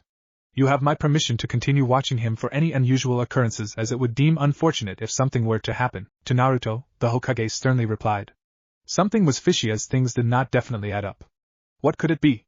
What was Nagato's purpose? Kakashi then let his eye wander until a hint of blue piqued his interest on the Hokage's desk. There was a folder that was left open revealing a sizable document, and a photo of a person on top. Oh, doing a last-minute Akatsuki report? Kakashi's eye lingered a little longer between the front page and picture before noticing something out of the ordinary. Wait a minute. Is she? That's right, Kakashi, the Godame interrupted. She is a Leaf Jounin. What? Yamato asked before he looked at the photo with the silver-haired Jounin. All he heard was Akatsuki, she, and Leaf Jounin. He really wasn't expecting what he saw. You can't be serious. Tsunade looked at the document as well before heaving a soft sigh. Look, Naruto was the one who found her. He seemed to trust her after finding out that Nagato was his cousin, and also, she has no ill will towards Naruto because we had Inoichi look into her mind and come up with nothing. Kakashi and Yamato stared in though as the Sannin continued. I already know what you are thinking. When I first heard that Naruto brought her here, I thought the same thing. I really just wanted to leave here for dead, but Naruto, he had a sense that something was there that no one was seeing. That idiot. He thinks he know everything. A smile graced her lips as she kept the speech moving. It wasn't until I actually saw her today that I changed my mind. Yamato felt the need to speak after a moment of silence, curious as to what the woman had to say. Well, what made you change your mind? Tsunade looked at the picture again, and then looked at both of the jounin with her smile fading into a sad one. Naruto did. His attitude about everything, maybe he felt obligated to protect Konan, since Pain, or Nagato rather, told him that he was his cousin. I do not know. You really wish the better for Naruto, don't you, Lady Tsunade? Kakashi asked in a semi-sorrowful voice, but his stature proved he was sympathetic as well. Yes, but I also know that Konan can really help him with his training. She is the only one that really knows anything about the Rinnegan, and plus, on top of that, she seems to trust Naruto to a degree. Tsunade then moved her arms to the desk and turned her eyes to the table as well. What was real strange though was while we were in discussion about it with the jounin leader and the council, Danzo didn't even raise an argument. Actually, he and I were the only ones in full support of the instatement. That only makes me curious as to what he was thinking. I see your point, Kakashi stated as he turned his head to the wood user. Yamato then nodded in acceptance. I guess we really can't disobey the Hokage's decree. Nope, Tsunade replied cheekily, changing her mood in an instant, and that is one reason why I love being Hokage. Yamato was slightly taken aback before he nodded his head again. Yes, Lady Hokage, then I will keep you updated with Naruto. Goodbye. He then did a shunshin, leaving Kakashi and Tsunade in the room alone. Once things died down, Kakashi looked at the Godame and turned his head to the door. Well, since you don't need me for anything, I might as well make my leave. Actually, Tsunade started, I do need your assistance. That made the silver-haired jounin stop in his tracks. Oh? Yes, I need you to keep an eye on Naruto and Konan for me, she replied, getting up from her chair, but wobbled just a bit after another faint spell washed over her. The coma's after effects were getting to her. So you don't trust Konan after all, Kakashi replied in an aha tone. The slug summoner sighed in defeat. You're right. We can't fully trust her. Not just yet anyway. She was an Akatsuki member and a person who killed innocent shinobi without thinking twice. But I do not want you doing anything that could interfere with Naruto's training, so just keep an eye on them and make sure nothing happens. Yes, Lady Tsunade, Kakashi replied lazily. And also, it was around 3 o'clock once Konan and Naruto reached the newly made training grounds. The heat was sweltering as it was the hottest time of the day, but that didn't really matter to the Leaf Village. People from Konoha were used to the heat and were still as adamant to continue building their village. Once Naruto showed her to the place he usually trains, she had to stop for a minute to take a breath, laying her weight on a new practice log by her arm. Just coming from the hospital the very same day and doing something like this was risky, but she felt like she had no choice. They would never get anything done in time if she didn't try to pack as much as needed into the lesson. Naruto looked at her anxiously for a few seconds before he grew impatient. Finally, after waiting a little longer, her spoke up. Well? What are we going to learn? Konan gazed at the boy before a frown took her face again. Patience is a virtue. That is what usually gets shinobi killed, is the recklessness that comes from eagerness. You should know that. Anyway, while you are standing there doing nothing, activate your Rinnegan. Naruto grumbled at the order he received from the blue-haired jounin and reluctantly activated his Rinnegan in front of her, displaying 2 purple rings on each iris. That is when she pushed herself off of the log and walked over to Naruto, stopping about 10 feet away. Okay, Naruto-san. Right now, I am your superior. I have listened, watched, and helped Nagato create and perfect his jutsu and skills, so listen closely because I will only say this once, Konan stated, gaining the full attention of the only blonde there. Now that you have acquired the Rinnegan, there are certain abilities that have been added to your skill repertoire. It also means you have gained an upper hand in learning new jutsu, as they will somehow become easier for you to learn. Naruto listened intently as the young woman continued. I am sure you are aware of the Bansho Tenin and the Shinra Tensei from your fight with Nagato's Deva Path? Konan asked before she received an agreement from Naruto. Well, those 2 techniques come with the Kekkai Genkai, just like, in example, how the Manjiki Sharingan comes with the ability of Amaterasu. Naruto did not know what that was and held his question about Amaterasu until later because he didn't want to interrupt the woman. Both moves are able to control the gravity that keeps us on the ground. Konan continues, to go more in depth. Bansho Tenin is the ability to pull any object towards you at your own free will by channeling your chakra through your hands. The chakra that is in your hands compresses until it creates its own gravity field in a small circumference inside your palm. The compression is so compact that it is generally invisible to the naked eye, which explains why you can't see it. This compression phase is also the reason why there is a 5-second window in both techniques. Anyway, wherever you point your hand while doing this attack, it will automatically be tugged to the source of the force. Depending on how much chakra you compress, the farther or heavier the object you can pull towards you. Oh, okay, Naruto replied with a sense of unusual understanding. Shinra Tensei, on the other hand, is similar to the Bansho Tenin except it repels anything by gravity using the controlled chakra from your hands. To do this, you need to pressurize the gravity compression from Bansho Tenin to a degree to where it becomes unstable. That is when the gravity becomes unbalanced in your palm and it erupts into an explosion, causing a gravity expulsion away from your palm. She gave hand gestures to further explain the process. To do this move requires chakra control in the entire body, as it could prove fatal if your chakra explodes without synchronization. Your body has to be in sync for the impact of the expulsion to not affect it. Also, in order to do the full Shinra Tensei, you have to cast both arms outward and expel gravity from both hands simultaneously. If done correctly, it will create a barrier of disrupted gravity around your body, completely shielding you from any attack, just like what the Deva path used. Conan let Naruto sink that information in for a second before she continued. She was surprised at his level of awareness but quickly realized that his Rinnegan was activated, so she shrugged it off with indifference. Now we shall give you a little practice, the Jounin replied while picking up a random stick off of the ground. It was about a foot long, 1 centimeter in diameter, and weighed no more than an ounce or two. She then threw the stick about 30 feet away from Naruto, who watched in interest. Now, since you already have a jutsu that is similar to this technique in a way, it will make things a little easier. What I want you to do is hold out your hand, aim it at the stick, and concentrate. Imagine your chakra as if you were making a Rinnegan without making one, but keep compressing it in your hand until you can't see it. Then, once you do that, concentrate on the stick and imagine it coming to you. What? Naruto asked in a shocked manner. How am I supposed to do that? It's hard enough to make a Rinnegan as it is, so how can I compress the chakra into nothing? Just think, Conan replied in a nonchalant tone. You have the Rinnegan, so it shouldn't be that hard. The Jinchuriki thought for a second before he realized what the woman was talking about. Then, with a simple sigh, he raised his right hand and began to concentrate on the stick. He thought about making the Rinnegan and compressed it until it became invisible in his mind. Once he did that, he concentrated hard on the stick, trying to imagine that it was coming to him. A few moments passed and then a few minutes passed until Naruto realized nothing was happening. Conan-san, it's not working. Conan looked at him annoyed and spoke. It worked for Nagato, so I don't see why it shouldn't work for you. It was easy to him. He did it on his first try. Well, sorry for not being as good as my cousin, Naruto replied heatedly, still holding out his hand. You think it's just easy to grab something without using your hands? Fine. I will just concentrate on the stick right now because it is just so easy. He then turned his eyesight to the stick and began sarcastically mimicking the pattern to grab it. That caused the blue-haired woman to shake her head, so I pretend to have a Rinnegan, and then imagine the stick coming to me. Ha! Like that, CHK.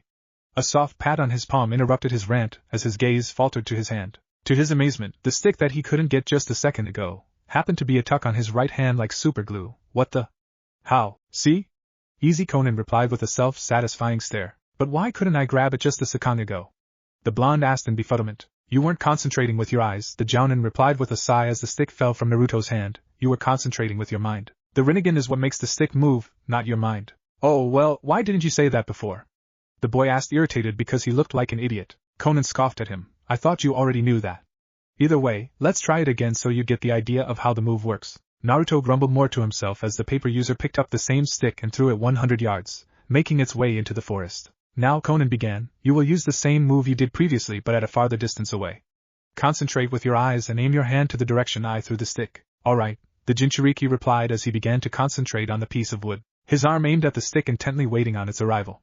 His concentration made him lose his awareness, as he only thought of bringing the stick into his grasp. It was as if it was just him, and the wood he was trying to grab was there. After another moment, right before he was about to give up, a shuffle of leaves attracted his attention, and something shot out of the woods as fast as a bullet. It came straight at Naruto, whose surprise was short-lived as the stick came to his hand and abruptly stopped, encountering resistance. Once again, it wasn't as hard as he thought it was. It's almost as if the Rinnegan tells him how much chakra to use, Conan thought quietly while she watched Naruto laugh in excitement. It was roughly 6 o'clock in the evening when Naruto and Conan decided to call it a day. She was training herself rather lightly in her jutsu while simultaneously helping Naruto refine his stick-grabbing skills and eventually moved it up to logs roughly 6 inches in diameter and 2 feet long. Conan was impressed while unimpressed at the same time. She knew the Rinnegan helped the user master any type of jutsu, but she didn't really think it was also easier to master the gravity moves. He seemed to get the idea pretty quickly and it didn't even seem like he was tired. That moves consumes a pretty good bit of chakra and he has been doing it for the last 3 hours. But then she thought about the boy's chakra and ignored her amazement upon the fact. While walking away from the training grounds, Naruto heard a low growl from his stomach and laughed with a wry smile. Well, I'm hungry now. Ha ha! Conan-san, do you want to get something to eat? Conan glanced at him, a little interested in his request. I guess I am famished as well. I don't know anything about this place, so you should show the way. Naruto nodded with a slight smile. There's only one place I know where you won't be rejected from. That statement caused her to drop her head a bit. She just remembered that the village hates her. The only problem with this was the fact that she couldn't escape the situation. There was no way out, and it almost scared her. Strange, why does that scare me? She asked herself in silence. She hasn't been scared of anything since she was a kid, and now the feelings roared its way to the surface. Even if it was miniature in her state of mind. Don't worry about it, Konan-san, Naruto told her, which brought her head up in confusion. Did Naruto know what she was thinking? They are nice people and I don't think they will judge you as quickly as you think they will. Konan widened her eyes about Naruto's reply. No, it wasn't what she was thinking, but it did make her feel a little happier once she realized there was still one person around who didn't loathe her. A slight smile overcame her face, knowing that, in a way, she still had a tie to Nagato. Alright, Naruto-san. It had taken a few minutes to reach the building. It was none other than the famous Ichiraku ramen stand that Naruto had grown accustomed to going to on a daily basis. They had just opened up today and Naruto was getting rather tired of cup ramen. Sure, he ate a little of the homemade foods that stacked in his home, but most of it couldn't fit in his refrigerator, so he had to throw the rest out. Once he pulled over the flap to let himself inside, a young woman greeted him with a cheerful voice. Oh hey Naruto. It looks like you received our message today. Welcome to the new and improved Ichiraku. Naruto grinned at her response and looked around the store and noticed things completely redecorated. It carried the traditional counter seats that people ate from, but everything from the back looked as if it cost a lot of money. New fryers, stoves, and other hardware to cook were littered all over the back of the restaurant. It made Naruto a little happy for the Ichirakus. Thanks, I am Chan. Naruto beamed to the young brown-haired woman. I have someone with me today, so you can put their order on my tab. That's a first, I am replied cheekily, laying her arms on the counter. Who is it? Are you actually going on a date? Naruto blushed about that statement, and rubbed the back of his neck. Nah. Nothing like that. She's just a friend of mine. So it is a girl. Well, where is she? The young Ichiraku asked the blonde anxiously. I want to know who you brought with you. Okay, well I will bring her in then, Naruto replied before motioning his hand, signaling the other person can enter. Naruto opened a flap for the blue-haired woman who entered with caution. Konan looked at the brown-haired woman who looked into her eye as well. It was sort of nerve-grueling because the paper user did not know whether or not to speak. She was unsure if what Naruto said was true, about how the stand would not discriminate. I am gazed at her until finally, a happy smile overtook her features. Hello, welcome to Ichiraku Ramen. Konan stopped for a brief minute for surprise to subside before she returned the greeting and sat down on a stool. Thank you. I will be glad to eat here. Two other people in the stand noticed the paper user's presence and left with a rain check, going out with a look of contempt upon their faces when they looked in the paper user's direction. That didn't go unnoticed by her nor the blonde Jinchuriki. Did I hear Naruto come in? An older voice called from the back to Iam. An aged man walked into the front of the store carrying a towel wiping his hands thoroughly, his hair grayed with age and an apron wrapped on his body. It was none other than Tsuchi Ichiraku. His face lit up in delight once he saw the young blonde sitting on a stool with a foxy grin. So it is you. Been a while, hasn't it? Tsuchi asked the Jinchuriki with warmth. It sure has, and you know what I want. Naruto replied with an enormous smile plastered on his face. Yeah, the usual. The older man replied with a similar smirk, until he noticed the other presence in the room. And who is this pretty young woman? You flatter me saying such things, but my name is Konan, the blue-haired jounin replied with a slight smile at the end of her lips. Well, that's a lovely name, the older man replied with sweetness. And what will you be having? Konan didn't really know what to eat. She wasn't a big fan of ramen for personal reasons, but she couldn't decline Naruto's offer. Plus, on top of that, this was really the only place she could go to eat without having to worry about discrimination so far. Earlier, when they were walking to the ramen stand, they both passed a few restaurants with people inside who noticed the blue-haired woman walking by and the managers of the restaurant passed evil glares toward her direction. They were stares of killer intent. They meant that she could not go there, and the owners were not willing to negotiate. Breaking from her ruminations, the jounin looked up with concern before it disappeared in a flash. I would like today's special, please. Coming right up. You know the drill. Tsuchi replied with a smile. Yes sir, right away, the young Ichiraku replied before going to the back and preparing the food. Tsuchi looked at the two ninja before him and replied, Your food will be ready shortly. Thanks. I'm starved, Naruto replied before the older man returned to the back and helped his daughter. Things got quiet for a minute as no one talked or brought up anything. Naruto and Konan were sort of in their own little worlds, reflecting on the past and wondering about the future. It wasn't until Naruto decided to say something that made tension fall from the little stand. So you are a wind nature too? That response seemed to stop Konan's reflecting and she turned to him. How could you guess that? Well, Naruto started again. I saw you practicing your origami attacks while I was working on Bansho Tenin and I noticed that all of your techniques have wind attributes. I never really knew that about you. Yes, while you did not see the full extent of my power because of my condition, I do indeed carry the futon affinity. Although, I am surprised you would bring up something like that, Konan replied calmly, averting her attention back to the counter. Naruto didn't really have to think twice about that statement. I brought it up because I have the futon nature too. You do? The blue-haired woman asked in a bit of shock. Naruto looked at her a little puzzled and lowered his voice to a whisper. You didn't know? I thought all Akatsuki knew about their enemy? While that may be true, Konan replied, shifting her eyes back to the counter, information came rather slowly in our organization. I think the only time we actually found out about your affinity was when you fought Nagato's Deva Path. Heh heh. I guess that's why I still overpowered Nagato, Naruto replied with a foxy grin. Possibly, but I do have one question, the paper user brought up. How does the Raisin Shuriken work?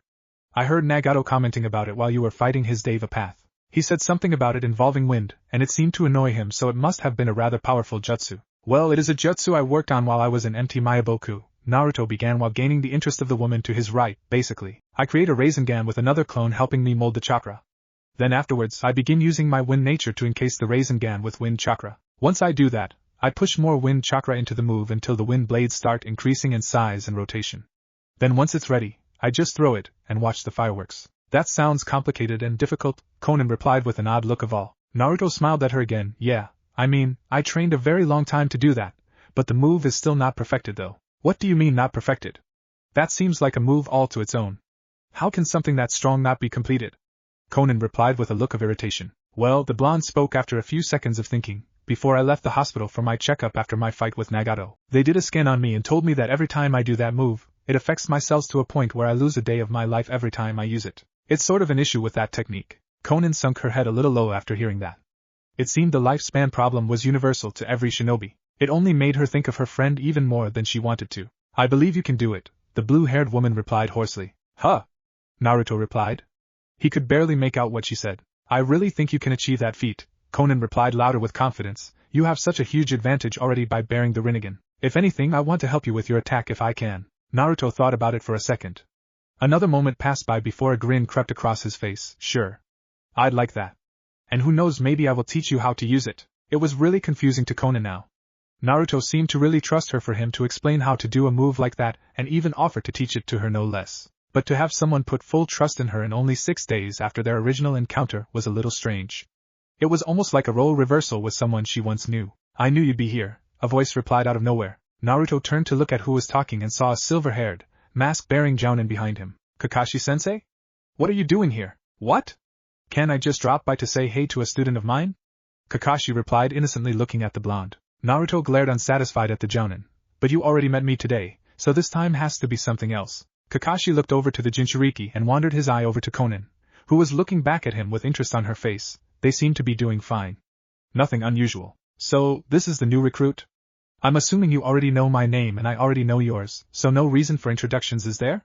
He replied with a masked smile. I guess not, but would prefer if we reintroduced ourselves, now that we are on the same footing, the blue-haired woman replied with nonchalance. Kakashi changed his look of happened into interest as he saw Conan reach her hand out in a greeting gesture. Hello, my name is Conan and I am a Leaf Jounin. What is yours? The silver-haired man looked at her hand for a second before he let out a smile and grabbed her hand with a friendly handshake. My name is Kakashi. Nice to meet you, Conan of the Leaf. I think we will get along just fine. Just as long as you don't get any funny ideas. So Kakashi-sensei, why are you here? Naruto asked, clearly annoyed by the man's disregard of the blonde's question earlier. Huh? Kakashi replied in confusion. I thought I already told you. I like to visit my stew. That's a load of crap and you know it. Naruto screamed with self-righteousness. Kakashi thought for a second, shifting his body position from one leg to the other, then let out a nice smile. It's the truth. If I came here for anything important, you would be the first to know. Well, Naruto replied in defeat. Alright. It was nice to see you too, I guess. That wasn't so hard, was it? Kakashi replied with a smile in his eye. Now, I have things to attend to, so I will have to talk to you later. He then looked over to the blue-haired woman and gave her a nice smile as well. Later, Conan of the Leaf. And with that, he started walking away from the two, lifting the flap over his head. He abruptly stopped after the flap left his silver hair and poked his head back in between the flaps. Oh, by the way, both of you are to live together in Naruto's flat. Tsunade's orders. Kakashi then did a shunshin, leaving the couple alone in the restaurant. There was an absolute silence that encased the whole stand, leaving nothing to make a sound. Alright guys. Naruto's usual and today's special. I am, replied, placing their orders on the counter with a smile. The brown-haired girl opened her eyes shortly after and looked at both of the statuesque figures standing in the lone stand. Hello? Chapter 6. Understanding. It was morning time for the Jinchuriki and the paper user. Dew began to slowly evaporate from the leaves and the birds chirped their songs in the wind that started the new day. The two ninja didn't really have the best night the night before because of some unusual living arrangements that had to be enforced. As it turned out, Conan had to ligue with Naruto in his flat, and that caused a lot of awkwardness to ensue. Conan didn't really mind the living arrangements because she would rather have a bed to sleep in than a cot in a tent like other ninja had to suffice with. Naruto on the other hand was in rejection to the arrangements, and even ran down to the new halfway built Hokage Tower, and complain to the Godame about it. Tsunade brought up a lot of many great reasons as to why this would be the best choice. Luckily, Naruto's flat was one of the first things the village built again, because if it wasn't, then they both would have had to share a tent together. The village was also enraged of her stay, so she couldn't live on her own. There would be many assassination attempts. Also, they will be training together because of Naruto's Rinnegan, so they would need to spend as much time together as possible, just in case something unusual happened. Their added time to each other also means they can learn from each other, and build good teamwork with one another because they will need it. Plus, Konan felt obligated to stay around the Jinchuriki anyway. Naruto mildly complained but realized that everything Tsunade said was true. Konan didn't complain one bit. Her heart actually felt a bit calmer upon that information. It seemed the Sannin trusts Konan to be around Naruto even so far as to live with him. Wasn't Tsunade worried that something would happen? Konan wouldn't have felt entirely comfortable staying in constant sight of the Jinchuriki if they were to share a tent, although, not to say that she wouldn't have minded that either. If she had no choice, then it was perfectly fine. It wasn't her first time having to get used to new living arrangements. It was a random thought that crossed her mind, but she still didn't like the idea of not having a room. She had one in Amigakure before battles broke loose in the city, but her place in AIM didn't matter anymore because her life was currently in the Leaf Village protecting the next prophetic child. Of course, she remembered herself being the Amigakure Kage and fulfilling the responsibility of keeping the village safe. She actually thought about it a lot more than before, but her mind was made up about several things. The village is in no near danger anytime soon because there is nothing of importance there for the Akatsuki to invade. Another thing that never left her mind was the fact that she was basically kept in Konoha against her will. Yes, she could hold her own against a few powerful shinobi, but the village would only overpower her in the end and win. She also thought about the undeniable will that was passed down to Naruto whenever Nagato saw him eye to eye. That will called for true peace. She almost forgot about her conditional yet unconditional protection to Naruto's well-being. Conditional meaning she would get killed if she didn't follow up in Naruto's training, and unconditional meaning that she wanted to protect Naruto for his passed down will, and claiming him to be the true child of prophecy. Mainly, the last part about protecting the boy was her reason for staying. They found themselves beginning to practice in the training grounds. It was no later than 8 in the morning and both ninja realized they needed to remain focused, so they started with practicing on his techniques again. Konan laid herself on the wooden log just like the day before to catch her breath, but didn't have to stay as long. Her recovery was going along rather well, and it seemed as if she would be seemingly normal in the next couple of days. Naruto did some early stretches to prepare himself. He was utterly psyched upon learning more about these two techniques. After another breath, Konan got up a guy and looked at the eager blonde. Alright, are you ready? Oh man, are you kidding me? Naruto blurted out with excitement stirring in his voice. I've been waiting since yesterday. She let out a smile that was barely noticeable but returned with her voice. Okay, so you know the basic idea as to how to use the Bansho Tenin. Now it is time to teach you how to use the Shinra Tensei. Naruto got into his thinking pose and activated his Rinnegan for the lesson. But before I do that, there are some things I have to tell you about the Rinnegan before we start. She closed her eyes and heaved a sigh. The reason I tell you to activate your Rinnegan is so you can everything I tell you. No, it is not like the Sharingan where you can copy countless jutsu, but it does give you better memory altogether. Do you remember everything that happened yesterday while your Rinnegan was activated? Naruto looked at her for a second and began to think. I don't know. Alright, well then I will help you remember with a simple question. She spoke with slight annoyance but with simplicity. How many times did you use the Bansho Tenin? That's easy, Naruto scoffed. 258 times. Wait a minute. I always lose count when I practice, so I shouldn't have known that. That's exactly what I was trying to tell you.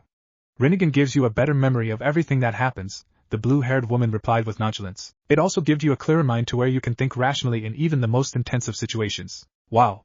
That's amazing, the blonde said with awe. I see why Nagato was so strong now. Yes, but that does not cure the irrationality that you obtained through anger and rage. If you do not forget that, then you will be fine. Naruto thought about her words for a minute. Anger tended to be a very difficult thing to ignore, since there were times where he couldn't really control himself. Alright, I will try. Good. Since you now know this, I can teach you Shinra Tensei, she replied without much hesitation. Shinra Tensei is a little harder to maneuver for several different reasons. But since I told you why yesterday, we can just start the lesson now. Naruto nodded his head in agreement. Okay, you remember how I told you to compress the chakra in your hand until it becomes invisible? The blonde shook his head again. Well, this time you compress the chakra in your hand to where it becomes unstable. I am pretty sure this part will be a little easier to achieve since you have technically mastered the Bansho Tenin, Konan replied dully. Just so that same exact thing you did before, except make it to where you synchronize your chakra throughout your whole body while simultaneously unbalancing your chakra in your hand. The Jinchuriki's face fell off from Konan's explanation. You make it seem like it is so easy. The Jounin looked at him unimpressed. You said the same thing about Bansho Tenin, and yet you have basically completed that move in one day. This one should be no different. His expression changed from one of concern to one of happiness. Then without saying a word, he began to try it out, closing his eyes to concentrate. He lifted his hand and put full focus into the move, opening his eyes again only seconds later brimmed with confidence. A faint whisper in the winds alerted something was happening before an explosion erupted out of Naruto's palm, blowing him backwards into a tree. He hit it with much force, causing leaves to shake loose and fall to the ground. Once the momentum ceased, his body slumped over, and he did not say a word. "Naruto-san, are you alright?" Konan asked as she walked over to him. Slight concern etched across her face from Naruto's little stunt, while she kneeled down next to the boy. The Jinchuriki brought his face up to match her eye level and began rubbing the back of his head with his hand while laughing sheepishly. "Ha! Guess I used too much chakra, huh?" A sigh escaped her lips from the immediate laugh he gave her. "No, that's not it at all. Your body was not in exact sync with your chakra and it caused you to fly backwards." "Look," she replied while lending a hand and helping him up, "the reason why I tell you to be in sync is because your body has to withstand the force the expulsion brings, and that means you have to endure the gravitational force it releases." "Oh," the orange-clad ninja answered as if he just figured it out. "So just match my chakra level throughout my entire body while doing the technique, and I should be able to stay in one place if I do this?" "Precisely." "Heh. Alright then," he replied with a determined grin, "this time, I know I can do it." The blonde then closed his eyes one last time to concentrate and sync his chakra.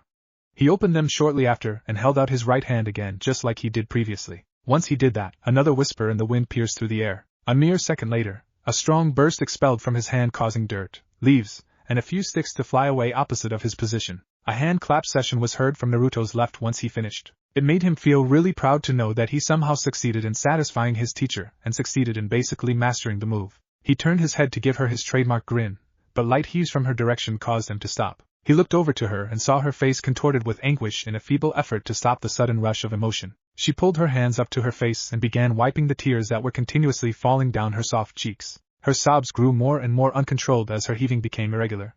She was clearly distressed, but the question was, what was it about? Naruto thought about it for a minute. It was really bothering him to see her look that way. She was in agony and her really didn't know why. "Konan-chan, are you okay?" Naruto asked as he walked over to her. She still sobbed even louder than before, completely ignoring the blonde's question, which left Naruto to stop in his tracks. He halted his hand from reaching over to her, and dropped it to his side. It seemed like this was one of those times when Naruto didn't know what to do. Thinking it was the best choice in the matter, Naruto just turned around and started walking away. He thought that there are just some times when people needed to be alone. His steps faded as she continued lightly sobbing. She went over to a tree and slid her back against the bark all the way to the ground. Her conscience was spinning in all directions, making her feel like she was going insane. It all came crashing down again, consuming her. 88880000008888880000. Page break. Naruto paced himself through the streets of Konoha. His mind was somewhere else because he really wasn't watching where he was going. He bumped into a couple of people who, in return, gave angry shouts until they recognized who he was. Once they did, it went from meanness to niceness at the drop of a hat. They began shouting apologies and begging forgiveness for their rude behavior. The blonde merely shrugged it off and told them it was no big deal and walked away. He was too lost in thought to really care what others had to say. He was more concerned about Konan. He's been unusually broody ever since he came home from defeating Nagato. What is wrong with her? She just all of a sudden started crying. The blonde replied to no one as he sat down on a bench. Is it because of him? He started pounding his fist on the bench, forcefully creating cracks on its surface. I don't understand. Naruto? The Jinchuriki looked up upon hearing his name, and noticed a figure standing beside him. She carried her usual attire of red with her hataite going around her head, pulling her pink hair up. Oh hey, Sakura-chan. Hey, I was wondering where you were, the pink-haired girl replied with a smile while taking a seat beside him. What are you doing here? Naruto asked, putting his gaze to the ground. I am just helping rebuild Konoha on the west end and I decided to take a break. What about you? Aren't you usually training or something? It's kind of early for you to be sitting out here. Yeah, I guess you're right, Sakura-chan, the orange-clad boy replied with a smile. Sakura then noticed something strange about her friend.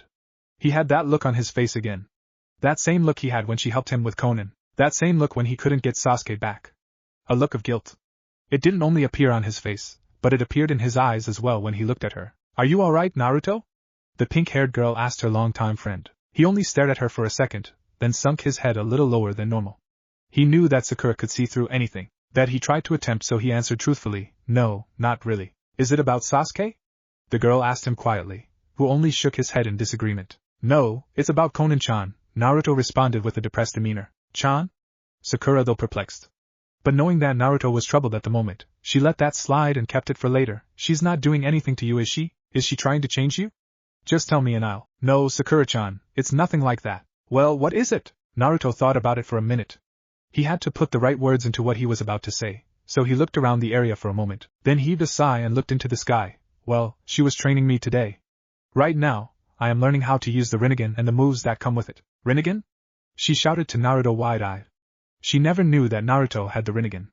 Actually, she hasn't talked to Naruto since they healed Konan. He didn't really talk then either, so nothing was ever really said between the two of them. As of late she had been too busy helping the village restoration to actually give him time of day.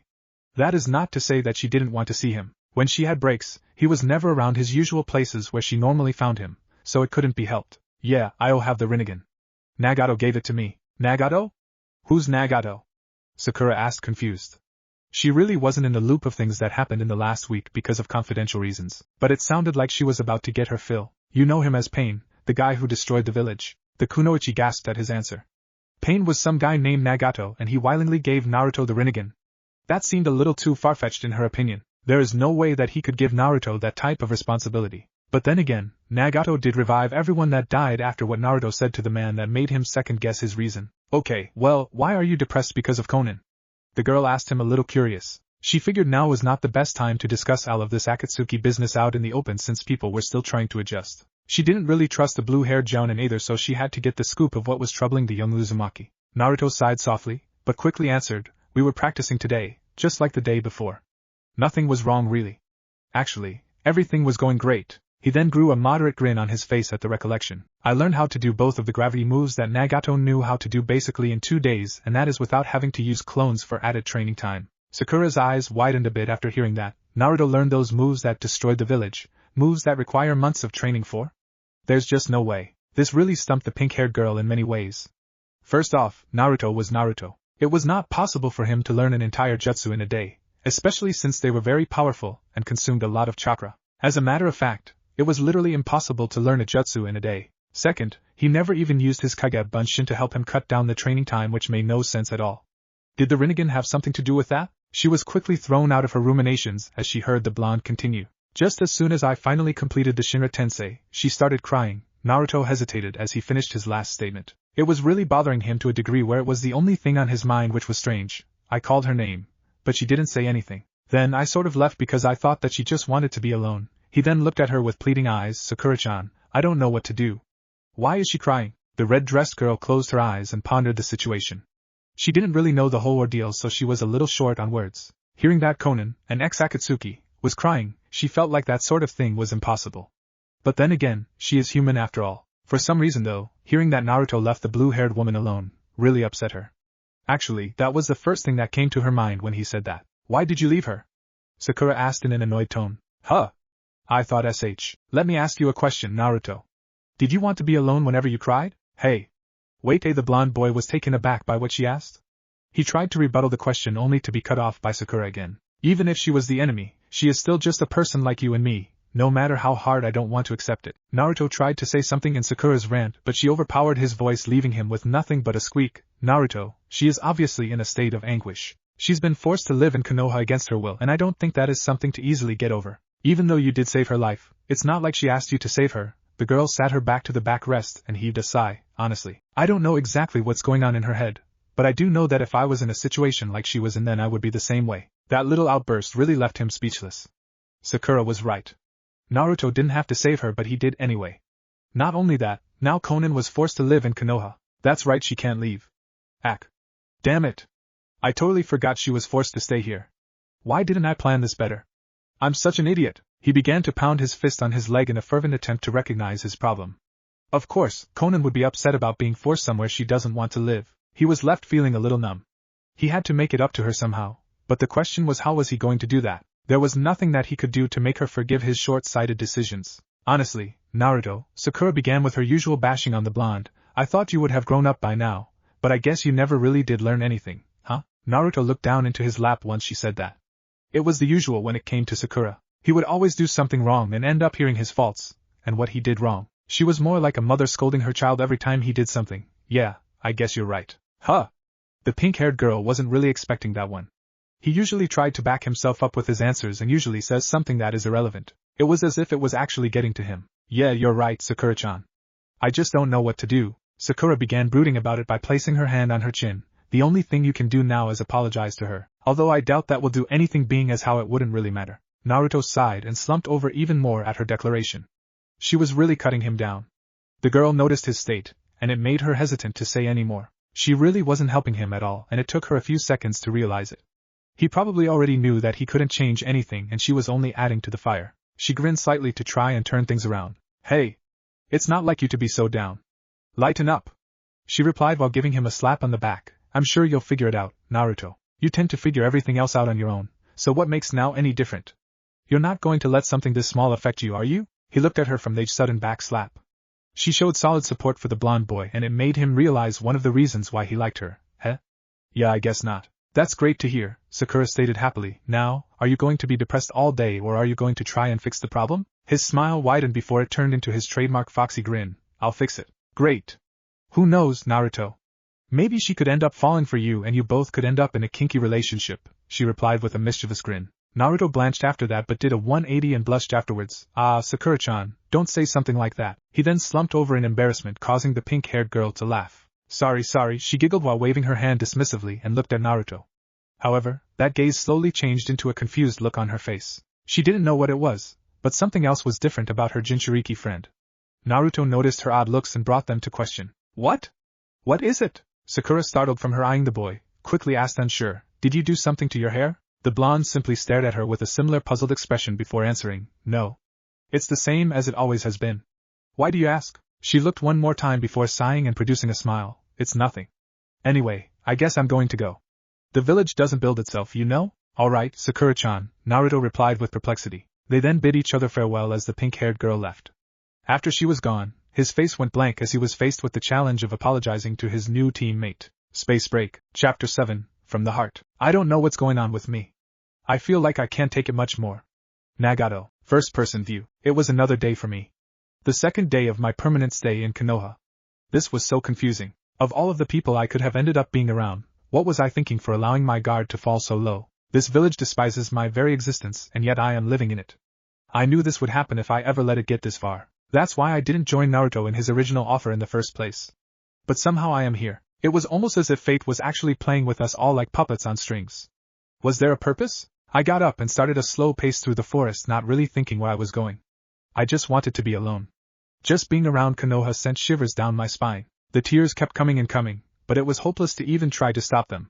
Every attempt to seize and desist these forsaken tears only let them flow even more. I'm crying, but I don't even know why. Konoha. Just thinking about this place makes me dizzy. It's like I am their property. What was my reason for staying? Why did I bother to even train that simple-minded boy? He's so naive with his ideals. What makes him think that he can save the world? It made me angrier the more I thought about it. Why did I trust in him? How can Nagato put so much trust in this boy, who can't even do a fraction of what he could do? Everything about him is just so annoying. Even last night, when he treated me to ramen, he didn't even bother to use manners. What was he, 4 years old? Even Jiraiya-sensei had proper etiquette while he ate, while not much for anything else. He just gets under my skin. Clearly Nagato was not in his right state of mind when he thought this would work, placing that chakra rod fragment into Naruto like that. Whatever his thoughts were, I highly doubt they were rational. I continued walking through the forest, replaying my thoughts over and over again. It was a cacophony of noise that wouldn't go away. Why stay here and help him? He is the enemy. Why do you trust him? Why did Nagato end his life for this boy's benefit? I don't know why. Everything about this seems wrong. Is Naruto really the child of prophecy? Even I couldn't figure out exactly what makes Naruto a little different from the rest. He's so childish. And that smile, that was when I stopped my train of thought. His smile was different. That warmness it created, it seemed like his smile could brighten the whole entire village and leave a glow for days. For some reason, every time I am around him, it is as though I don't have as much to worry about. Can I honestly feel that way about someone who seems to know nothing? He's young. And first person. Konan turned her head and saw a silver-haired, mask-bearing Jounin walking right behind her. His expression was neutral, but you could feel a knowing vibe radiating off of him. Is there something I can help you with, Kakashi? Not really, Kakashi replied firmly. I am just watching you to make sure you don't do anything rash. She smiled sadly, followed by a light scoff. TCH. It's not like I could leave if I wanted to. I would be dead before I even get halfway out of this place. True, he replied with acceptance, but I doubt Naruto would allow that to happen. What do you mean? That gained her interest rather quickly. Right, believe it or not, he already sees you as a comrade. He doesn't let his friends die so easily, the silver-haired man responded while gazing into the sky. Her eyes widened slightly from what she just heard. Comrade? Yes, in his eyes, you are already his friend, Kakashi came back as if answering her unvoiced question, and although I don't totally agree with your residence, it's not really my decision either. Conan didn't have any retort to that statement. It only left her to ponder more on the reasons she survived that fight with Madara. If Naruto wasn't there to come in and save her the way he did, she would have died and hit the final nail in the Akatsuki trio's coffin. Naruto was there almost as if he already knew, but she knew her friend Nagato had something to do with that. He came just in time to save her and basically gave her a second chance. Her eyes widened slightly once she thought about something. It was something that she didn't think about earlier, and would keep the new question for later. Naruto is a strange character, Kakashi, the blue-haired woman replied bluntly while staring at the ground. The man's sweat dropped at her statement while closing his eye and rubbed the back of his head. Yeah, he gets that a lot. But the male jounin continued while opening his eye again. It's just the way he is. Everything he does influences everybody. He has a strange way of getting into everyone's heart. Conan couldn't help but feel a little truth coming from that statement. She thought about how Nagato changed after hearing Naruto's explanations in the hollowed paper tree. I can see that from the way the villagers view him. It's almost as if everyone depends on him. Well, you can say that, Kakashi replied in a slightly resigned voice. He's like beacon of hope that gives everyone confidence, not only in themselves but with the entire village as well. Maybe that's what keeps me around him, she thought while looking around into the trees. I did say that he gave everyone hope. Did I think I was an exception? Her thoughts went back to her fight with Tobi/Madara again during the time she spoke so confidently about Naruto's light. I know. He gave me hope as well, the blue-haired leaf mean replied solemnly while looking over her shoulder. She started taking a few more steps toward the leaf village while wiping her eyes. And don't worry about me. I'm not going anywhere anytime soon, not because I have no choice, but because I have a duty to fulfill. He is the child of prophecy after all. She then paced alone back into the village, leaving Kakashi to himself. Once he was alone, he started quietly thinking, the village isn't the only thing that Naruto seems to be getting to. After that was said, a slight smile crossed his face. Maybe she isn't all bad. Space break. Whispers came from all directions as a woman walked through the village and rubble. Things were sort of a mixed match of buildings and debris as people were busily working trying to fix their old lives that they cherished. It didn't take long before people realized who was walking beside them, and they immediately dispersed trying to get away from her. Most people who already knew who she was just ignored the woman and pretended like she wasn't there, as if she were a part of the background that held no significance. She didn't care though. Obviously she wanted to tell them off, but trying to talk to people who were living in their own world was kind of hard to achieve. You can't tell anyone something if they were too blind to take things into consideration. What was the point? They would only ignore her or talk over her, which was something common to people who wouldn't understand what she had to go through. She was currently brooding at the moment, which was something that was becoming a habit for her. She wasn't just in thought because now she fell back into her anger phase again. It seemed as though what Kakashi said didn't really stick with her very long because she was already thinking that Naruto knew nothing of her. She layered herself with more denial at the boy and what he can achieve, although earlier she said herself that she believed that Naruto is the prophetic child and that he gave everyone hope. Her random mood swings were getting more severe the longer she stayed around here. While the woman was in her thoughts, an ANBU member poofed randomly in front of her. It didn't scare her, although it did make her flinch because she was deep in thought beforehand. The ANBU stood only for a second before he ordered, "Follow me." Knowing she wouldn't be able to decline, she nodded her head silently, and let him lead the way. After following the ANBU for several minutes, they came across another end of the village. It had a lot less people in it who were busily building houses and frames for support. People were painting, lining electricity, creating plumbing systems, fixing roofs, and whatever other mundane tasks that were required to build housing. You could also see a small group of children playing off to themselves across the street from where the buildings were being built. 2 were girls while the other 2 were boys, and each child looked no older than 5 years old. The sight of the children playing and enjoying themselves almost brought a smile to her face. Almost. All right, the cloaked figure replied to the blue-haired woman, snapping her attention away from the children. Your task is to help these people in whatever they require your assistance for. You will continue working until they stop working. The ANBU was replying in an authoritative tone, signifying it wasn't a request but a command. She only nodded her head again and looked unamused at her surroundings until a voice broke through the air. So is this our help that was sent to us by the Hokage? An older man, roughly in his 50s or 60s with small rectangular glasses whose hair was graying on his head and goatee from age, came up while grasping a hammer in his hand and laying it on his shoulder. Yes, Tazuna-san, this kunoichi will be aiding you with your work for today. Good, good, the elder man replied while rubbing his chin. She will do just fine.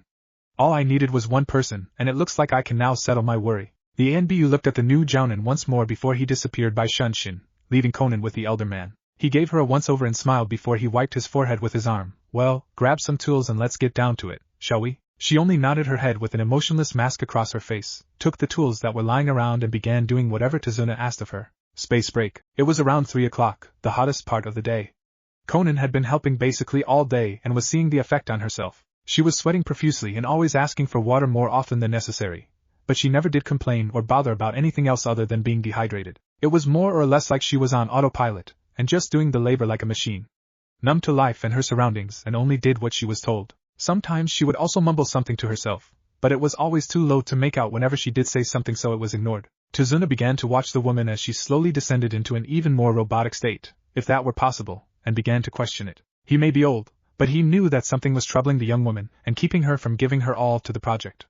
She was a leaf ninja. She should be more willing than even the foreign builders around here. She began to raise another structure beam for the second story of a house, making sure it was perfectly straight and at the location it was needed. When she went to grab nails and the hammer to put it in place, the beam began to lose balance and started tilting in the direction of other beams that were currently unattached because other workers were busy with those beams about to nail their own. "Hey, you shouldn't leave the beam unattended, it might hurt somebody," a grisly voice said to Conan as she looked over and saw the same gray-haired man she met earlier holding the beam with his two hands with a smile. Her eyes widened a little, but she regained her mask, not wanting to really talk to the man. "Sorry," she replied with blank eyes while taking the wood from his hand and placing it back where it was before. The man looked at her for a moment but started working beside the woman, trying to keep a steady pace with himself. After watching her continue with her mechanical behavior, he decided that now was the time to speak up. "Look, I know it's not really my business, but I am just curious to know if you are alright." "Yes," she replied blankly and hastily to him, not really veering her eyesight from the work she was doing. Tazuna sighed at her quick remark. "Look, I've seen a lot of people do the same thing,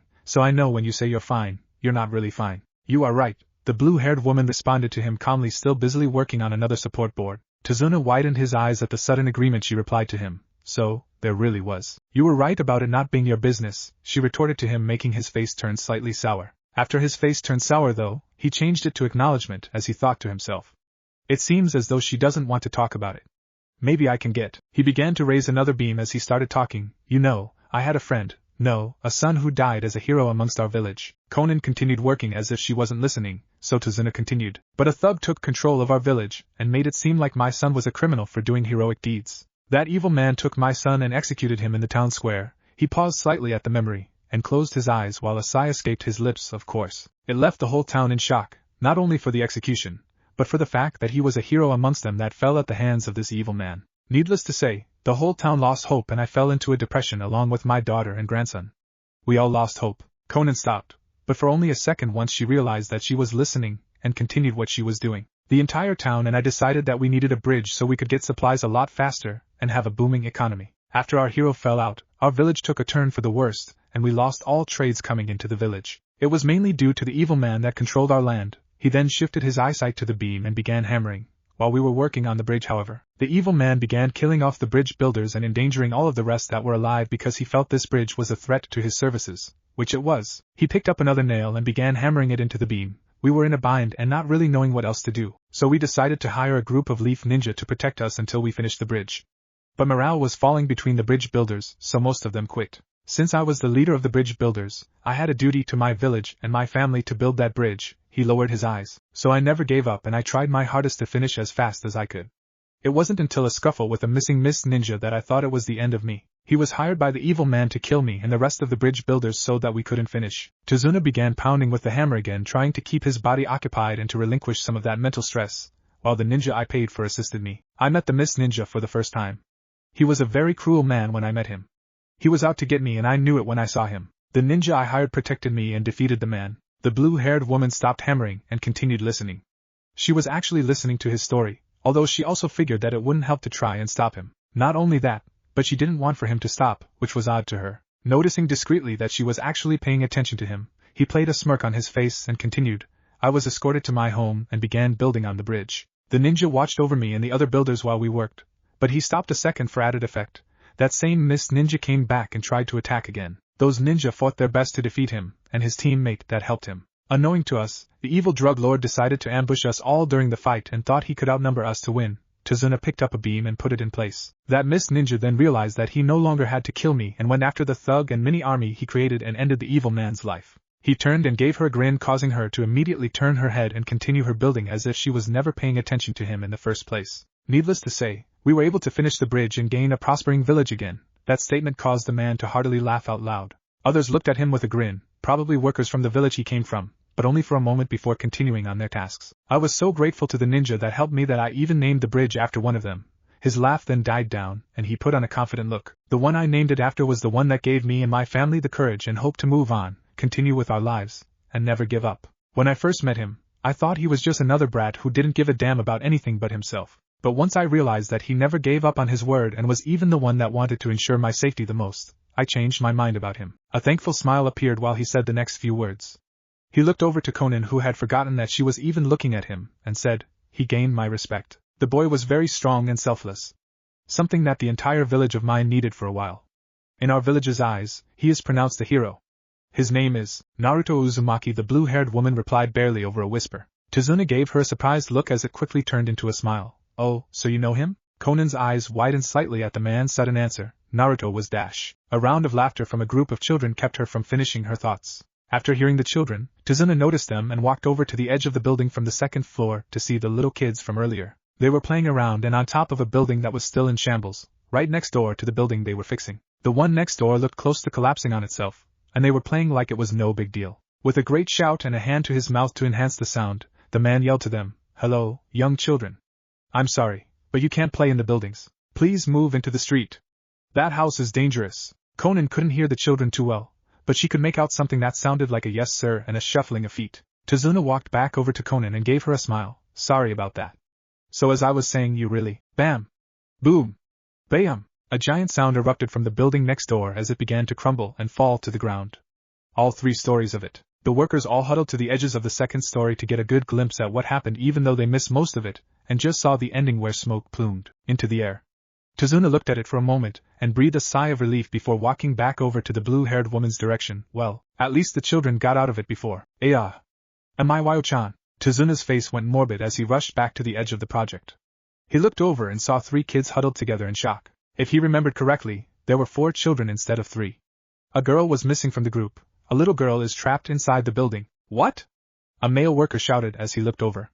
He noticed the building in its state as his face went serious. "We have to get her out of there." "All right everyone, follow her?" Tizuna stopped once he saw Conan dash through the beams and jump. She offered almost no patience for the rest of the builders as she turned into hundreds of papers and flew to the crumbled mess that was once a home. Once she reached the building, she formed back into herself from her waist up and asked the children, "Where was she when you last saw her?" They were too scared to speak, so they pointed into the collapsed area in the same direction. Conan narrowed her eyes and dispersed herself into hundreds of papers again, and flowing herself through the entire building, going through all of the nooks and crannies that the building had to offer. After about 10 or 15 seconds, one of the papers attached itself to a human figure huddled into a corner of the building, lightly sobbing to herself. All of the rest of the paper came to the one piece that found the girl and slowly formed itself into Conan again. After 10 seconds or so, Conan was kneeling down next to the girl looking at her feeble figure. The space was a tight squeeze, but had enough room to fit another person in it before it became uncomfortable. "Are you alright?" the Jounin asked the little brown-haired girl. The girl lifted her head up to reveal watery green eyes and lightly nodded her head. Conan stared at the girl and thought, "Good, at least she's uninjured. Alright, I am going to get help get you out of here." "I'll be right back," the woman replied to the feeble girl. As soon as Conan got up to leave, the little girl grabbed the Jounin's sleeve tightly and started crying onto the woman. "Please, don't leave me alone. I am scared." Conan felt a pang in her chest. It was an unusual feeling, but it was a feeling that gave her a forlorn look on her face. She couldn't place her finger on it, but the feeling was something familiar. After brooding for a moment, she began to speak in a gentle tone. "Don't worry, I will protect you and get you out of here safely. I promise." When she said those words, she put on a slight smile that made the girl stop crying almost instantaneously. She tried once more to get up, only to have the little girl grip on her sleeve even tighter than before. Another grief-stricken look appeared on the Jounin's face as she stared back down at the girl. "Don't go. Please stay with me." That statement caused her to hesitate. Should she really leave a child in here alone? It would only be a moment before Conan was back. But what if something happened to the little girl while she was outside relaying the information of the young girl's condition? After another moment, Conan created a paper clone of herself that then dispersed through the rubble to tell the other workers of the child's location and the damage. After about 5 minutes or so, the workers finally pulled the shambles apart to reveal a quiet Conan with a female child cuddling beside her. Many of the workers' faces lit up upon seeing the young girl was safe. When Conan pulled herself out of the building with the girl cradled in her arms, Tizuna put on a relieved grin. "I checked her for any problems and she is fine," the blue-haired woman replied to Tizuna and the rest of the workers. "That's good," Tizuna responded with a sigh. "Anyone else in there?" "No. It was just the girl and I," Conan retorted rather tiredly. Tizuna looked at the girl cradled in the Jounin's arms and grew a warm smile at the picture. So, the woman does have a heart after all, he thought quietly, watching the scene before him. "Myo-chan. My precious daughter, where are you?" "Mommy!" The girl yelped happily in the direction of her mother's voice. Pushing through the crowd of people that gathered at the site was a woman with long brown hair and dark pine-green eyes. "OHMIYO-chan, there you are." The woman came up to her daughter and almost teared up at the revelations of the young girl's cuts and bruises. The girl ripped herself from Conan's arms and ran to her mother with a wide smile on her face. The mother saw her daughter and opened her arms to allow the little girl to jump in them freely. Once a few tears were shed from the couple, the girl burst with excitement and pointed at Conan. "Mommy, Mommy! That woman saved me." "Oh really?" the woman answered with an exaggerated smile. She then cast her gaze upwards and soon found a lock of eyesight with the blue-haired woman. A slight frown began to form on Conan's features once she saw the girl's mother produce a scowl emanating a disgusted pressure. "Mommy, are you alright?"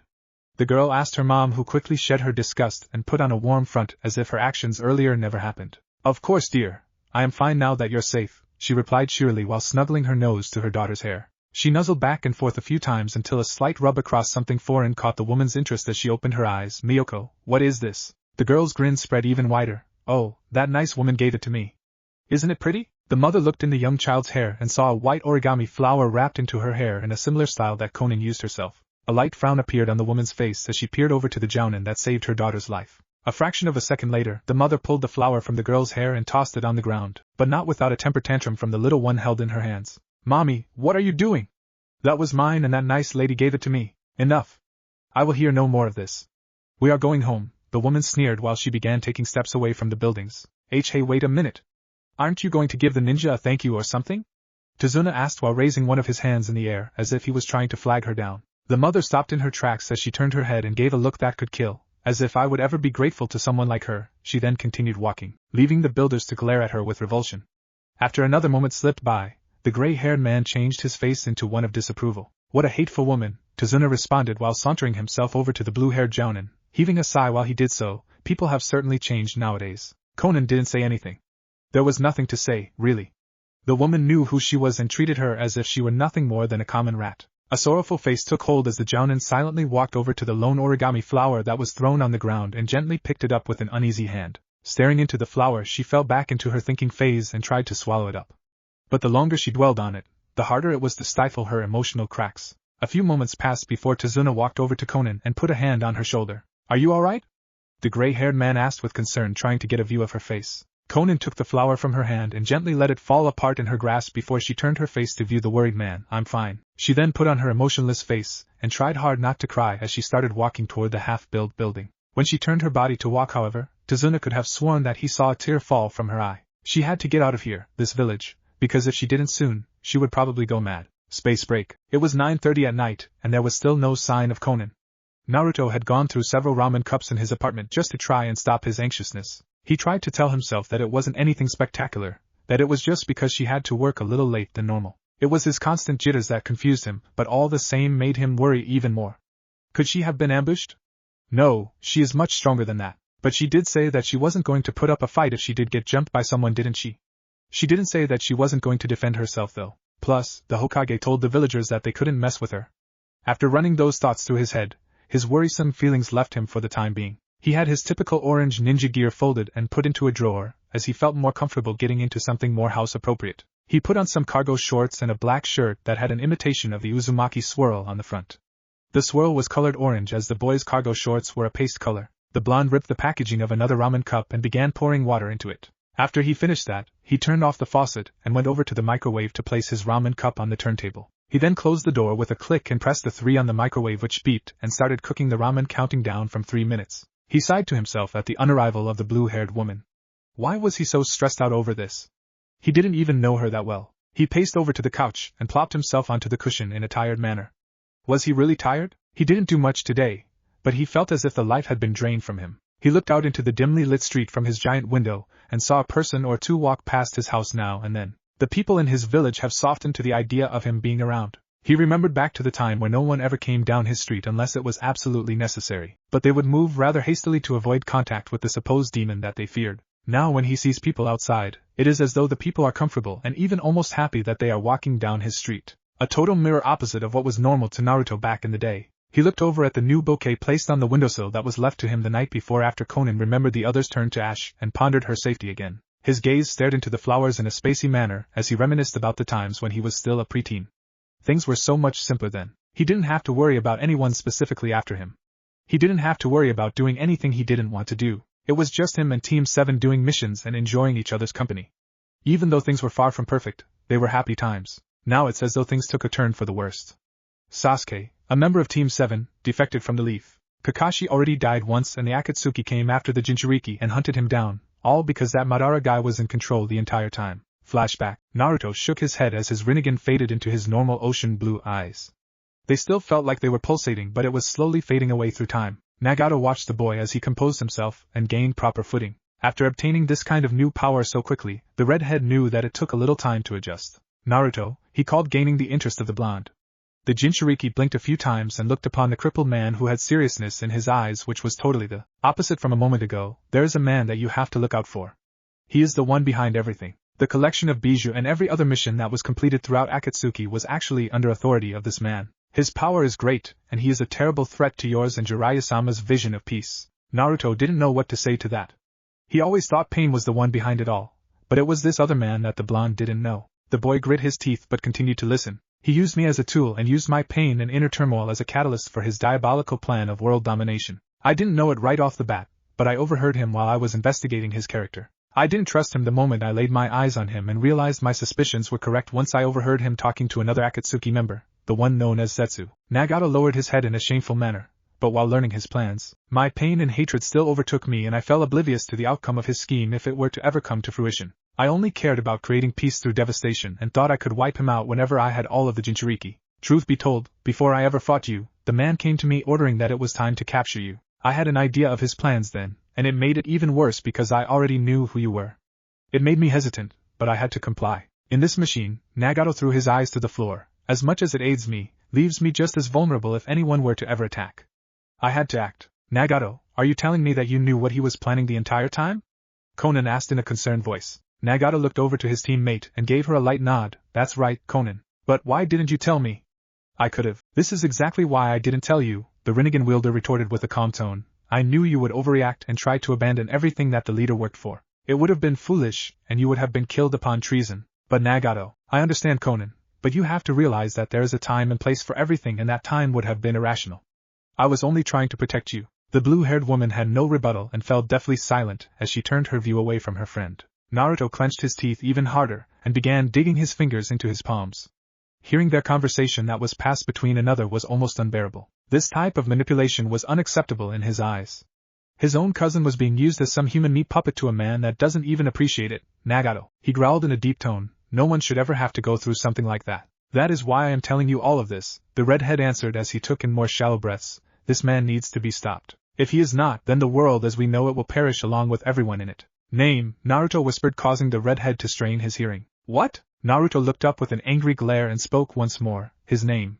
What is his name? Nagato raised his head and put on a deathly serious facade. His name is Madara Uchiha. End flashback. Madara Uchiha, the blonde repeated in his mind while breathing in the apartment scent that he started to grow accustomed to. That name was engraved into his memory, and would never disappear no matter what happened. The things that man did to his cousin were almost unforgivable, and would never fade away as quickly as Jiraiya's death. Click. Naruto was jolted from his thoughts as he pounced up to witness the source of the sound. His eyes widened once he gained a sight of the person he wanted to see this entire time. Conan was standing in front of the front door with a tired but mentally tired look as she gazed to the floor. She looked as if she was spending a lot of time in thought, but who could really blame her, right? Naruto peered at her face and mimicked her slight frown that appeared on her features. Are you alright, Conan-chan? The blonde asked cautiously, trying to get a better glimpse of her reaction. She was completely silent and didn't answer Naruto's question or curious gaze. She just stayed in the same spot and looked to the floor as if something was going on down there. Naruto noticed this and tried to ask her another question to at least release the frozen atmosphere that was placed upon the room once she stepped in. Do you want anything to eat?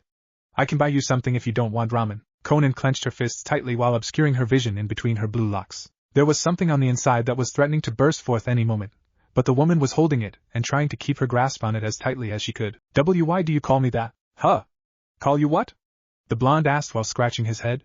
He was confused of her question, and it left him quite baffled. He didn't remember calling her anything bad, so why did it feel like he was getting his head chewed off? The blue-haired jounin only became even more irate than before. She gnashed her teeth trying to hold back the emotion as she slowly stuttered out a sentence. Why did you put Chan A at the end of my name?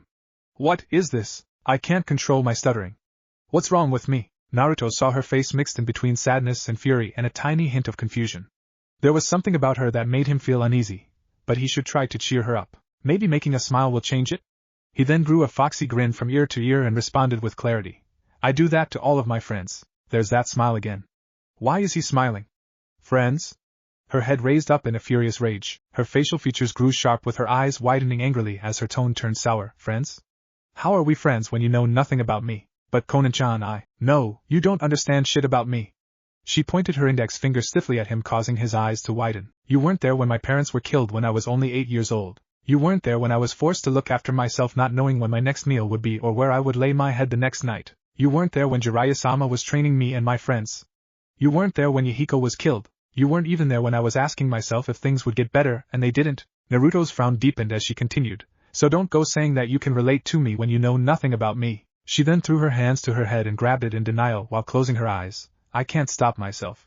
What is happening to me? This pain. Aiki, wasn't until a week ago that I first met you, so what gives you the right to say that you understand everything that has happened when you obviously don't? I've been through a lot more than you can comprehend.